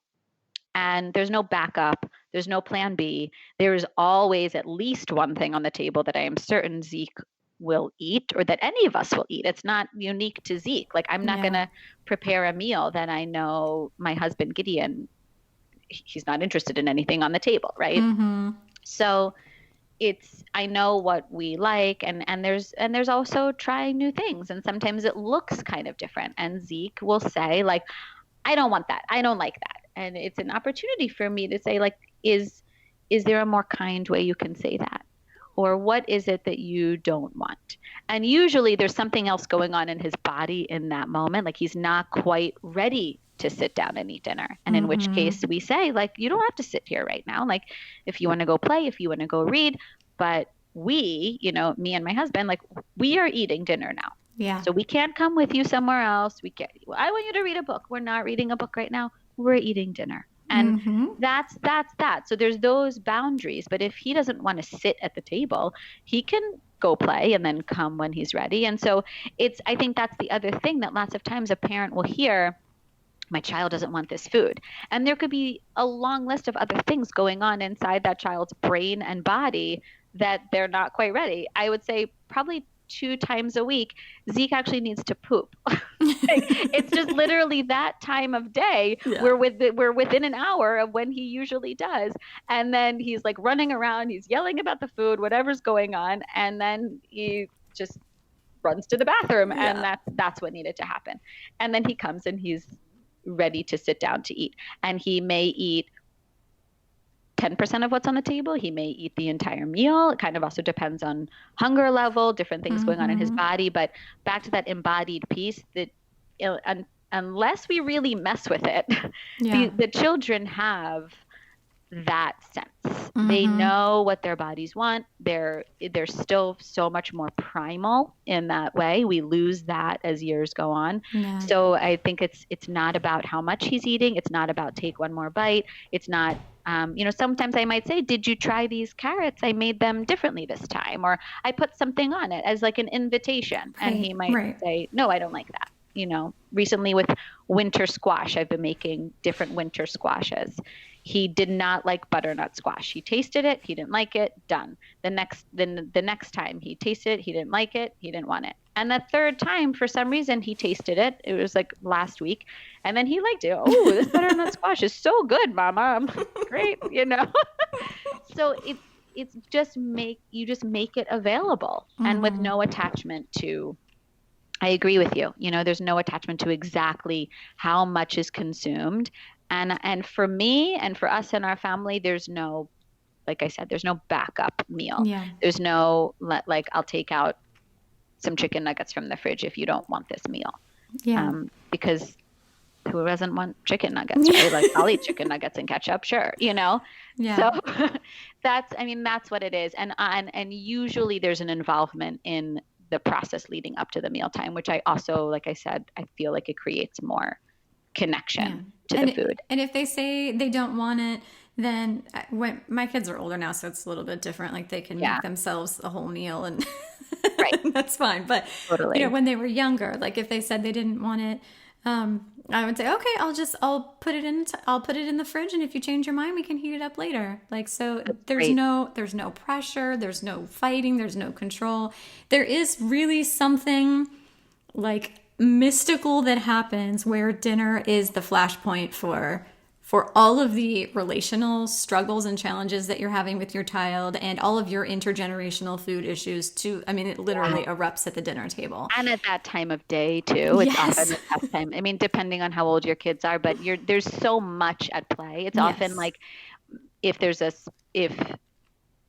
someone's just coming home from work or both parents are coming home from work, it's that like reconnection time. It's the quote unquote witching hour time. The child's tired, There's so much happening.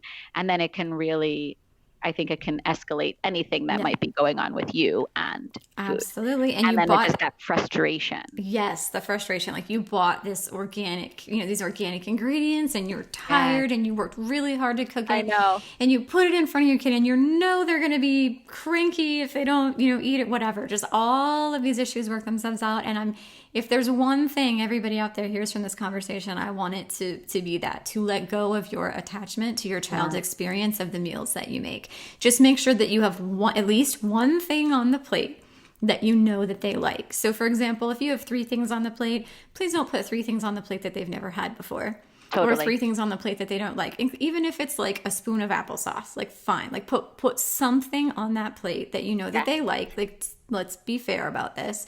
I wouldn't, want meals served to me that had literally nothing on them that I liked. Like that's just not a kid thing. That's that's a human thing. Why did you just give me a meal of all things I don't like? You know what I like. Exactly. That doesn't feel good. Exactly. Like my husband doesn't love refried beans or mushrooms or olives. And I mean, there's no world in which I would pass him a plate with like olives and mushrooms and refried beans on it and be like, that's dinner. If you don't eat it, you're going to bed hungry. Like, oh my God, that's so mean. Yeah. So I would just include it's just respect. Yes. Like again, back to that piece that I talk about all the time of like respecting children as human beings. And even in a larger family, like I have 3 kids, I have my husband, my father lives with us. I have still never had a meal where I wasn't able to put at least one thing on the plate that everybody ate.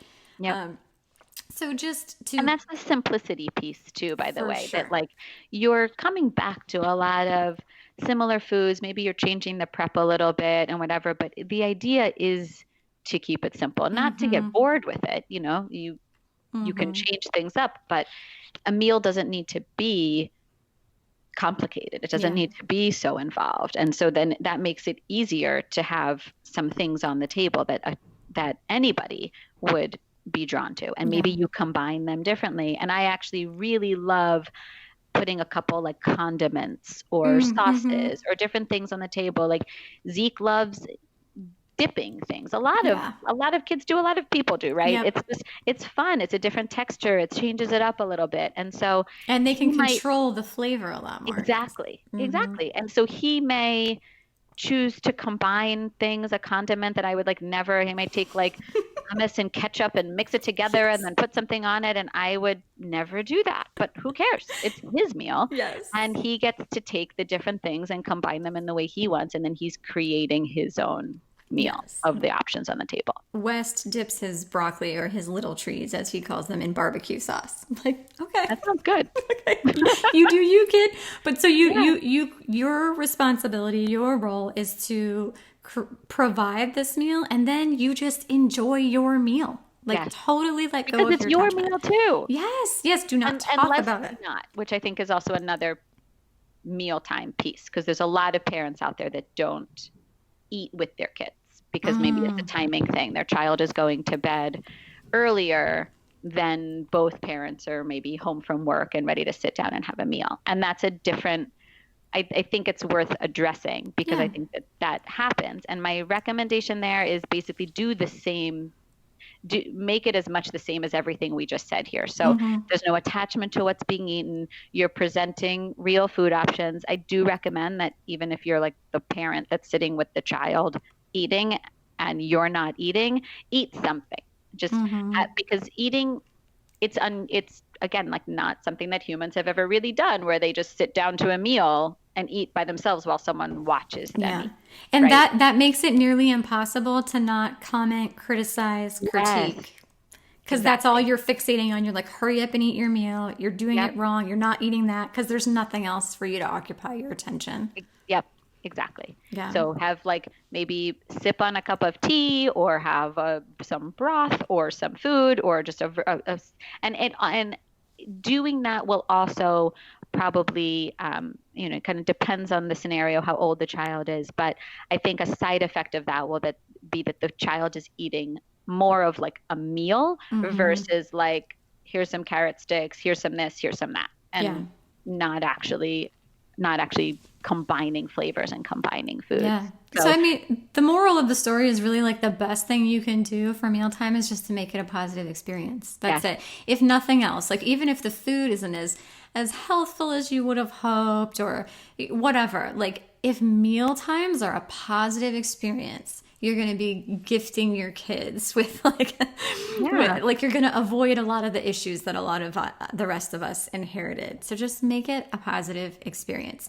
And I want to add, like you talked about, like sort of unconventional meal configurations. Studies show the importance of sharing dinner at the table, and a lot of homeschooling families ask me about this.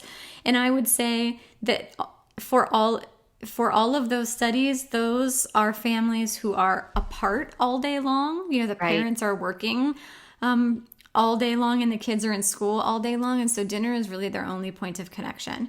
So I would not, for the lifestyle that most of the people out there listening to this podcast are living, I wouldn't put a ton of emphasis on dinner itself. Like if that's literally the only time you see your kids, yes, like that's going to be a really important point of connection. If your family is together all day long and you're sharing food all day and you're having all these experiences, then don't worry so much about then dinner is just a small percentage of that entire.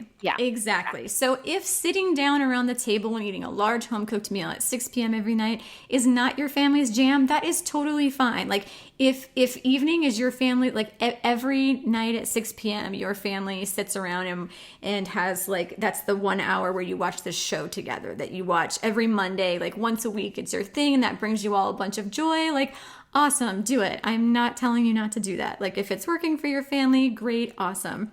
So a lot of like on the mainstream path, people reference this study that shows that, families who share dinner together, like the kids are less likely to be drug addicts and less likely to drop out of school and all that. But I will say for all of the participants in those studies, that is literally the only time when they are together and actually like in conversation, like not driving somewhere or running, getting ready for school. Like that's the only time where they're all together connecting. So yes, meal times. Obviously, this whole section of the conversation has been about how valuable meal times can be.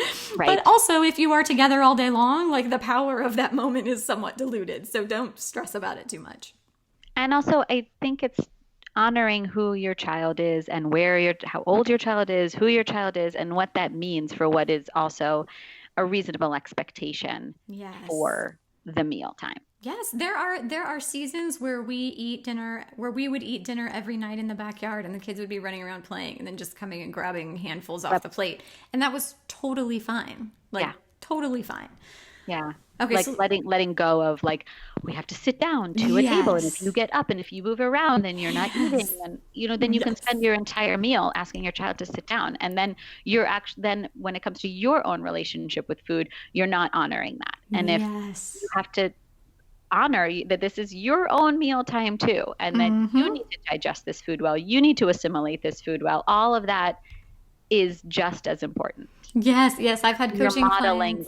That I've had coaching clients who are like, I never get to have even like a single conversation with my husband, and I'm spending the whole meal time trying to get my kids to sit back down and to eat their food. I'm like, it's like, well, this is perfect. Like, let them come and go as they please, and enjoy a really great conversation with your husband. Exactly. Okay, let's talk about the parenting piece. The way you parent around food will write your child's food story, creating damaging lifelong food issues or a healthy lifelong relationship with food. We're all but guaranteeing long-term struggles with food when we label food as bad or good, use foods in rewards or punishments, label our children with things like picky eater, or have different rules or standards for ourselves and our children.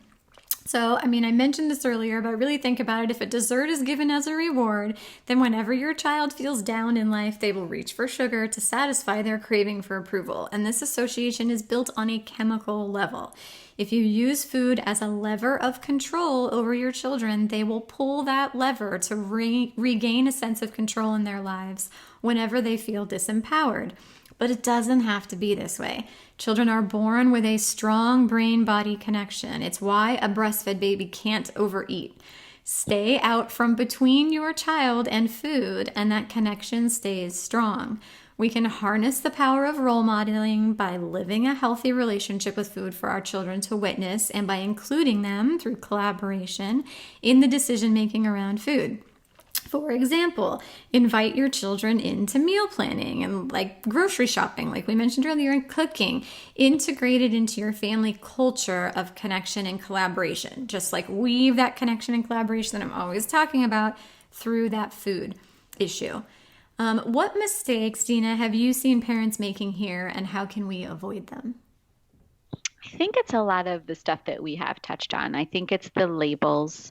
I think arbitrary rules, and I'm using the word arbitrary before rules, because I think we have this notion of like we need to have rules around this. Yes. Rules around what happens at a mealtime, rules around when we eat, how we eat, what we eat, all of these things. And it's really important to question if they feel really important to you. Yes, you know, like children have to sit down at the table for dinner. Yeah, exactly. Yeah. And like for me, something that is really important to me is that people that, and I've always had struggles with like frenzied eating situations. Now I have a 4-year-old, so there's an element of that. But like I said earlier, I really don't like when people start eating before I sit down to eat. My husband comes from a family where they all just like they sit down on their own timeline, they eat, and then like his mom is just continually bringing food to the table, and everybody is just moving through the meal on their own pace. And I mean, everybody in the family knows this, so anybody that listens to the podcast won't be surprised. I don't like it. It makes me kind of crazy. I feel rushed. I feel like, what's happening? You know, yeah. Did the meal excluded? start? Right. Exactly. And so I don't like that. And so that doesn't happen in my house. Someone else might think that that's totally bogus, and who cares? Like, I'll sit down and eat when I'm ready to eat and when I'm done serving the meal or whatever it is. So that is something for me. I also, like, Zeke will often start eating his dinner halfway or 3/4 of the way through the meal time for me and Gideon. And he knows that at a certain point we are going to get up from the table and we're not going to sit there. Like he has the choice. If he wants to play, he can play, but I'm not going to sit there for another like 25 minutes when he has started to eat, because there's other things to happen for the evening and for the flow. And, you know, that's just the rhythm of our household. So these are like well thought out. These are important things for us around food. And you know, we don't eat many sugary things throughout the day. So if there was like a sugary muffin or a this or a that at some point during the day, there's not going to be another thing during that day. And that's something that is pretty well understood in our family. And we always will say to Zeke, like, you have the choice. Do you want this now? Not going to be something else later, da, da, da. And he gets to be involved in that.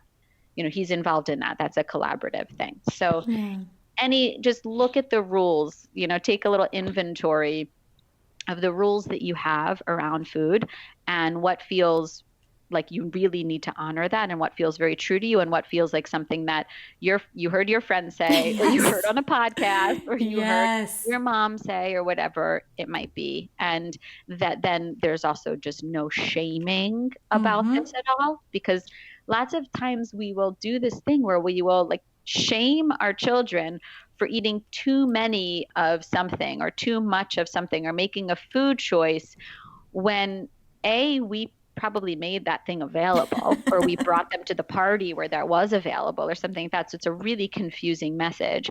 And then B, the thing that comes as a result of it is something that they, you know, maybe it's a behavior, or they're not hungry for dinner later. So there can be like a double shaming or a double punishment type of thing. And that feels really bad to anybody, you know. And I think it's really looking at those scenarios, and it's the same for kids and for adults. If we're cut off from something is going to be more enticing. So we can be at a birthday party, or we can be somewhere, and we can say, I see that you're reaching for another cookie, and I noticed you already have had a cookie. How do you think how is your belly feeling? Or do you think that you might want to say, do you think you'll still have room for some other food? It's being in conversation, and I'm using this language that you'd be using for a young child because I have a young child. I wouldn't probably say these exact things to an 8-year-old or a 9-year, but it's that kind of thing, and it helps the child start to see. So it's asking and involving versus no more cookies. That creates, well, now I want a cookie. Yeah, forbidden fruit situation. Yeah. All right, now I want to talk about nutrition. And like I mentioned earlier, this is honestly, full disclosure here, not an area of expertise for me. I mean, I know that taste the rainbow means eat a colorful array of natural foods and not a bag of Skittles, but this is an area of expertise for you, Deena. So share your wisdom with us. Like, what should we be eating? The rainbow is a good one. I mean, eating the rainbow I think it's a great one for kids because it comes back to that diversity, diversifying and variety and all of that of what we're taking in. So it's a fun one for kids to choose, basically, like when you're in a store or when you're making a shopping list, or what they've eaten throughout the day, and eating red foods and purple foods and green foods and white foods, and going through that rainbow, every one of those things, if like an eggplant versus an apple versus a banana versus an orange, each of these things offers a different nutrient profile, different bioflavonoids, different antioxidants. Like all of these things, they provide different things. So if every day the only fruit you eat is an orange, you're always going to get that same thing. But if you eat something from the green category and something kind of purple, maybe it's a purple carrot, maybe it's an eggplant, maybe it's a purple potato, there's so many different things, and that's fun. It's all about being inclusive with your child, inclusive with the food, and less about the restriction. And then a really positive relationship can be developed. And I would say along those lines, the 80-20 thing is, yes, I literally have that written down. Yeah, it's so important because there is no 100%. And it's going back to the diet conversation, the rules, the deprivation, the guidelines. Like when we try to do something 100%, we can do that for a really, really small amount of time, and then we rebel. It's just it's our natural way. And so sometimes that 80-20 will be within a given day, or maybe within a week. And when I say 80-20, 80%, the goal, and maybe you're at like 10% right now, so you're going to build up. A good goal, a good guideline, a good balanced approach is 80% of what we're eating is whole, real, well-sourced food. It's just food. It's carrots, it's an apple, it's chicken, it's rice, it's whatever it is, just whole, real foods.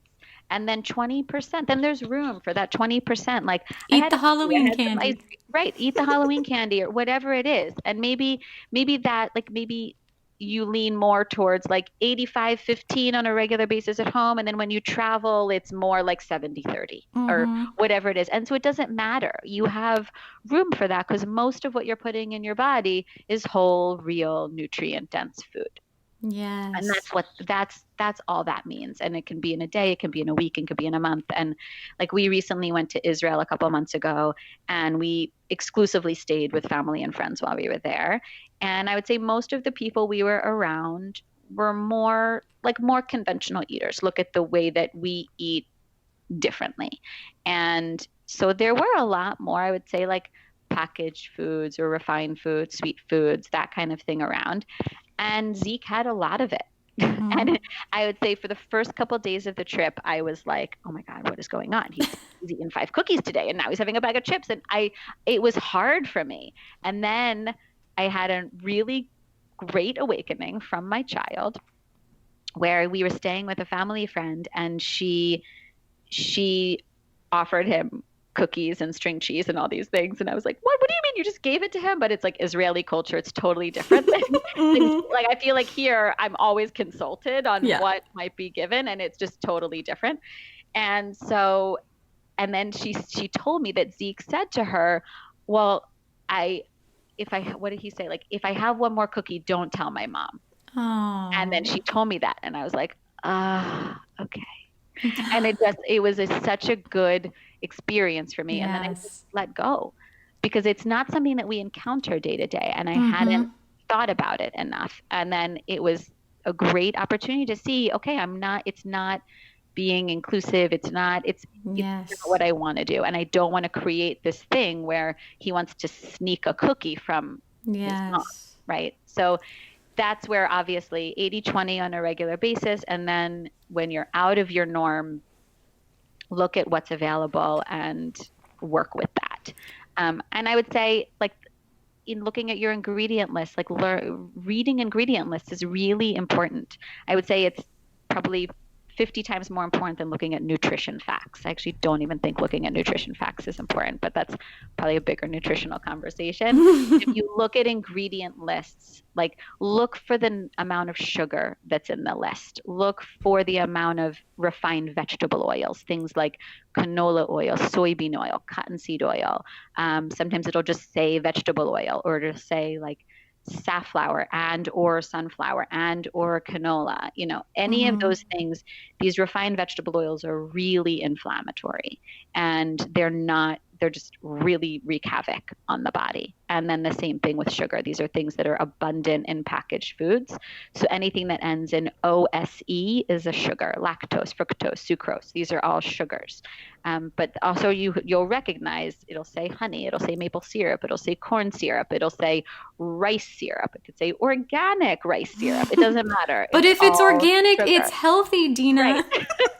But you might see like 5 types of sugar. I mean, if you go into the supermarket and you look at like tomato sauce, almost every single tomato sauce on the shelf has an abundance of sugar in it. And we don't need to add sugar to tomato sauce. Yeah. Tomatoes have a beautiful natural sweetness. And this is the amount of stuff that we want to start to keep an eye out for, because this is the stuff that can wreak havoc on our system. So it's eating real food, source your food well as much as you can, go with simple ingredients, try to get rid of the technology in the food dyes, the long lists of ingredients, look for sugar, look for refined vegetable oils, the rainbow, and 80-20. And within all that, try as much as you can to model what you want for your children. If you eat real food, they will know that that's what you do. Yeah. Oh, I love your awakening. And oh my gosh, you through like narrative story woven so many of the things I wanted to make sure we touched on, like that 80-20 rule. I mean, ultimately what it comes down to is I would rather my kids eat good enough food and have a healthy relationship with eating than eat perfect food and have a terribly unhealthy and disordered relationship with eating. So like, and that's why I say I feel like the what being what food am I putting in my mouth is less important than everything else that surrounds it. The how, the why, the when, the where, everything else, because the what will always be evolving. And so these are just simple ways you can look at these ingredient lists. You can choose, there's kind of always like a good, better, best. But in my nutrition program that I went to, we talked about the concept of primary foods and secondary foods. Primary foods were actually like your emotional state, your community, your spirituality, your education, your relationships, all the things like in your life. And secondary foods were the food. So the primary thing was everything else, because it's all important. But in the context of just this conversation around food, I feel like it's kind of like the secondary stuff that people the thing that people would put in the secondary category, I think is more primary, because there's always room to up nutrient content or learn more about those things. But for our children, it's all of the stuff surrounding it. And you mentioned a couple times about things like evolving over time. And I want to specifically speak to that time span thing, that even when we're talking about like eating the rainbow, you have to take a broader chronological perspective, because kids often will go all in with like a certain food, and for 3 months they'll want to eat nothing but like I don't know, carrots and grilled cheese sandwiches or whatever. Like for like 3 months they want nothing else but that. And then like that 3 months will pass. Like they will not spend the rest of their lives eating nothing but carrots and grilled cheese. Like it evolves. And I mean, I knew that intellectually and academically. And then of course, having my own 3 kids and having been through it, I've seen it time and time and time and time and time again. So to think of that 80-20 and that rainbow in terms of a broader spectrum of time than you would with yourself, because kids tend to fixate, and this is actually a really normal, healthy part of their development. For example, when they're right on the cusp of learning to walk, they will stay up all night, they will forego eating, they will do nothing but gross motor for like 3 months. They don't want to do anything else. They might even stop talking if they've been talking, because they have to devote all of their energy into these certain categories to bump them over, the cusp of things. And that plays out with food too. I have seen it time and time again. So if your kids gets kind of obsessive with certain categories, you take into account all of the things that we've already talked about with environment and mealtime. Yeah. You include one of those things on the plate, but you keep offering a variety of other things, and you don't talk about it, you don't criticize it, you don't shame it. It will pass. So just to keep that broader spectrum of time in mind. And then I love so much that your story brought up eating with friends and family, because that's one of the things I was going to say too about nutrition, is that I love gifting my kids with the experience of breaking bread with other people. So to get to step into other family cultures. And I encourage our family and other people out there to just fully immerse themselves in the culture that they're in when they're in it. I think that's a really valuable like life experience of, sharing dinner. Lucy came on this podcast in the episode about community and talked about having a rubbish dinner party. And I love that. And how like tremendously valuable that is for like community and connection with people outside of ourselves. And so I don't want you to like forego the connection with other people for the sake of nutrition. Like that's your sort of missing the forest for the trees there. Like you said, like the primary, nutrition. Primary foods and secondary foods. Yes. But this is also what like humans have always done. We've always eaten in community. We are much more isolated today than we've been, right? Like we have our own just like nuclear family, and sometimes we often eat alone, and this is not something that we've done. It's meant to be a communal thing.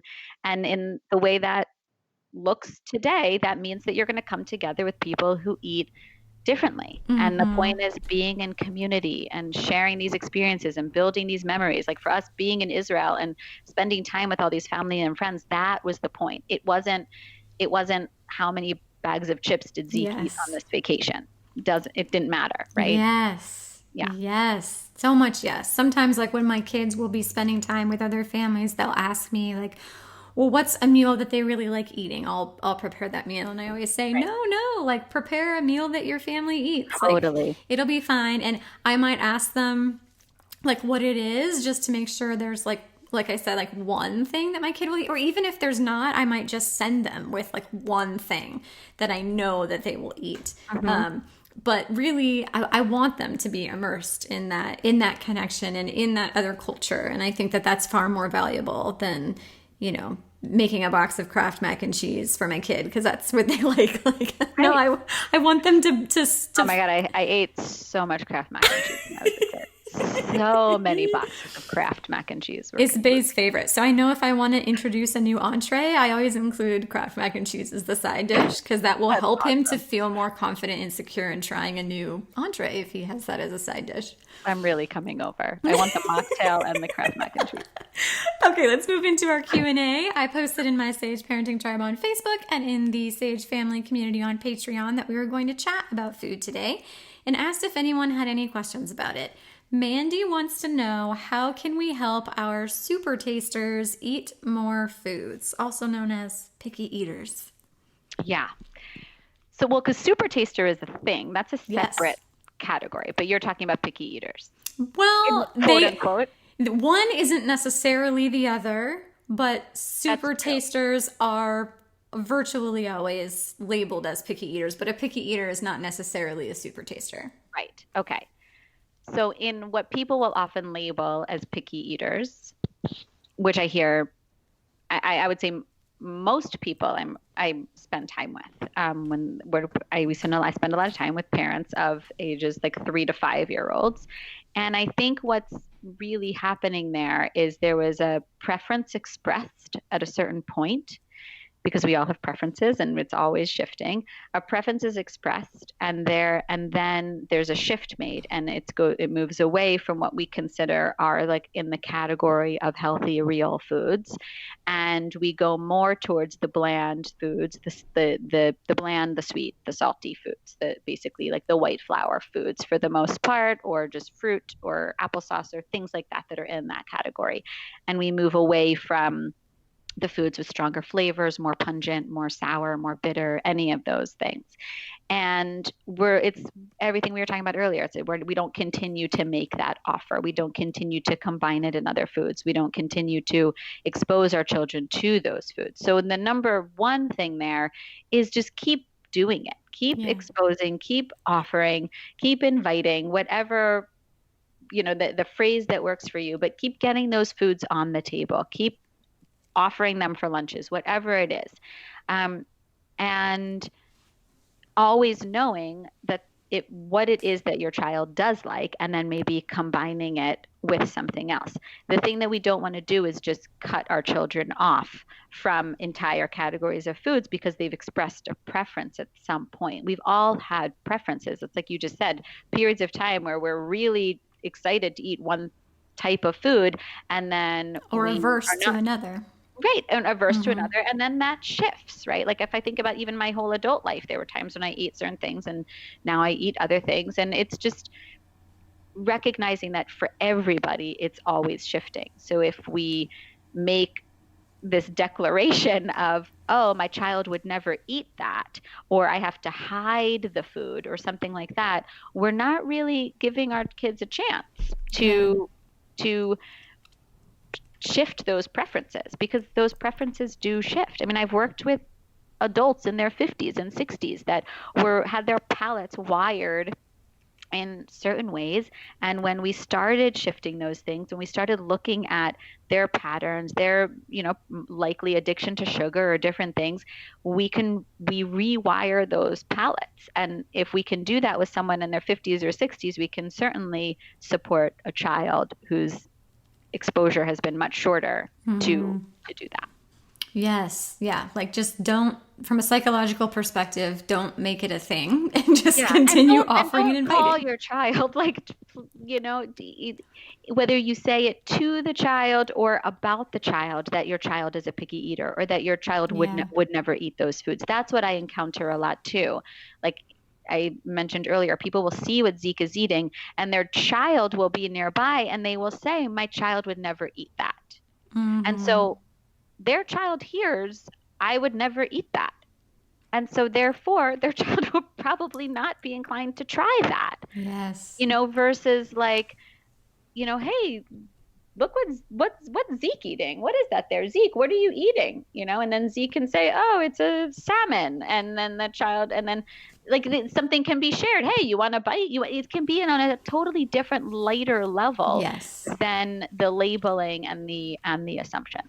Yes, yes. I will say, like, on a personal note, I am a super taster. I am quite sensory sensitive across the board, which really means I have heightened sensory receptors. And this is a strength, and it serves me very well, as I often utilize a sensory approach in my self-care and in my personal growth. It can also be a challenge in that if the waistband on my pants is too tight, I cannot understand the words that you're saying to me. And if my food has certain flavors or textures, it feels revolting and painful to consume. I would rather go hungry than eat it. Right. But it's not in my head. Like research, like, yes, we've talked a lot about food psychology and how like a picky eater, quote unquote, like how you can really build in a lot of issues. But sometimes it's really not in the person's head and it's actually a physiological thing. Research actually shows that people labeled as picky eaters sometimes have more taste buds on their tongues, and they refer to these people as super tasters. Yeah. I can identify certain offensive or delicious ingredients in complex layered dishes that no one else is aware of. And I'm trying to lay a foundation of understanding first that it's not a behavioral problem. It is a way of being. So first, the understanding and acceptance piece. You cannot punish or reward your child into having less taste buds. Of course, you absolutely can turn mealtimes into a battlefield of control, like we already talked about, which does turn food into the weapon of power struggles. So the key is to really strip away all that bullshit from the equation and get out from between your child and their food. Make a variety of foods, enjoy them yourself, include one thing your child likes, let go of your attachment to what they eat or even to expanding their palate. Your role is in the offering. You provide the food. They get to decide if they want to eat it. They own that choice, and there's nothing you can do about it, so stop trying. And I will add on a personal note that my mother did accommodate my food needs. And I say needs and not preferences intentionally, much to the chagrin of naysayers. And I'm not a spoiled brat who eats nothing but beige carbohydrates. I mean, I did just talk about how much I love them, but my palate naturally expanded and contracted through different seasons of my growth and development. And I'm a happy and healthy adult. I even eat salads. So just to have a little bit of trust and faith that it is normal for the palate to naturally expand and contract through different seasons of growth and development. And like with all of the issues, I mean, every episode I've had on this podcast, we talk about radically accepting your child and then accommodating their needs. And that's really where you find the peace, and that's where you're able to be an ally to your child. So I just want to reassure and empower some parents who are feeling really challenged by that issue. That's great. I love that. Let's move into our deep dive. The show notes can be found at sageparenting.com/podcast41, where you can also subscribe and get future show notes sent right to your inbox. What are your favorite resources for people to dive deeper into this topic, Deena?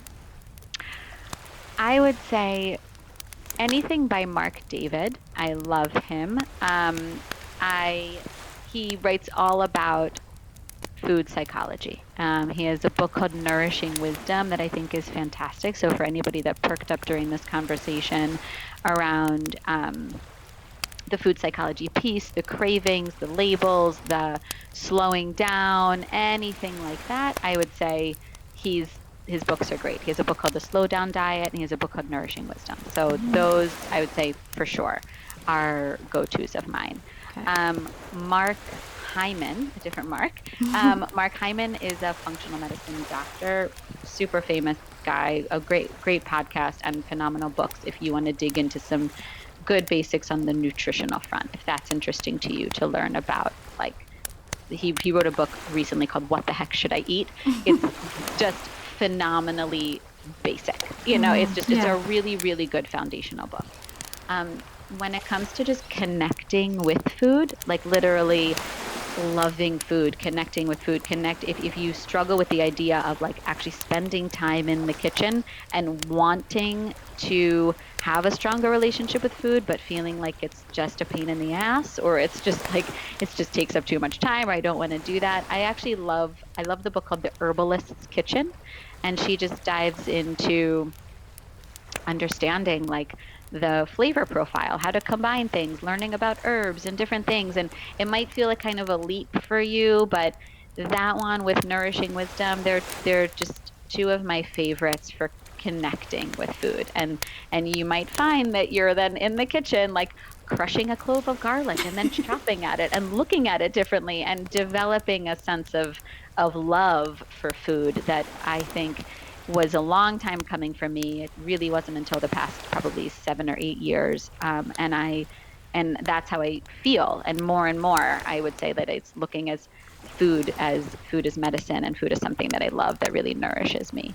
And then there's another book called Real Food by Nina Plank. that I love, and that's just basics again. Real food. She also wrote real food. I think it's real food for kids or real food for real food, mother and baby, something like that. Okay. She's also a great one. And I give a couple more recommendations that we can include in the show notes too, just around different topics of kids' health, around food, some cookbooks that I like, and again, everything is really basic and foundational to work on that connection with food. For a lot of people, it's something that happens that creates an awakening. And maybe someone's listening to this that they're having an awakening about their relationship with food, or about an experience, or about something that they maybe have shoved down and not paid attention to. I've found like it's only been a little over a year since my mom died, and my connection with food has gotten stronger. Like I use her pots and pans now that like I adopted because she doesn't need them anymore. And it's an amazing experience to do that. It's an amazing connection with previous generations. And that's also a really healing experience for, I think, a lot of women around generational things that might be passed on that aren't so great around food. And then making that shift, it's been a really healing thing for me. And Deena, tell us how people can stay in connection with you. Can they like subscribe to your list, or do you have any sort of like mode where people can get all up closer in there? Yeah, so Instagram for sure. I do a lot of stories on kind of what I'm doing in the kitchen, what Zeke and I are doing, clips of things I'm buying, just making it easy to help you make good choices, to help take away the overwhelm of this whole topic. So connect on Instagram. It's just my full name, Deena Barselah. Connect on Facebook because Zeke and I actually do Facebook Lives together. It's one of his favorite things where we do stuff in the kitchen, and it's adorable. Thank you. It's filled with shenanigans, but it's also just, you can maybe get some ideas of things that you can do with your kids, and also simple things to make. My website, deenabarselah.com, and then I highly recommend subscribing to the newsletter there, and then you'll be also invited to an upcoming webinar. We're going to wait and see when this exact show goes live, because I'm going to make the webinar kind of a step 2 from this conversation and a deeper dive into some of these things. So just when you go to my website and you subscribe to this, you'll get invited to that webinar. So yes, she's going to make a fantastic webinar, and it's totally my fault that she can't say with 100% certainty exactly what totally it's fine. be. It'll be sometime in December or early January. Yeah. So because I couldn't give her an exact release date yet. But. No problem.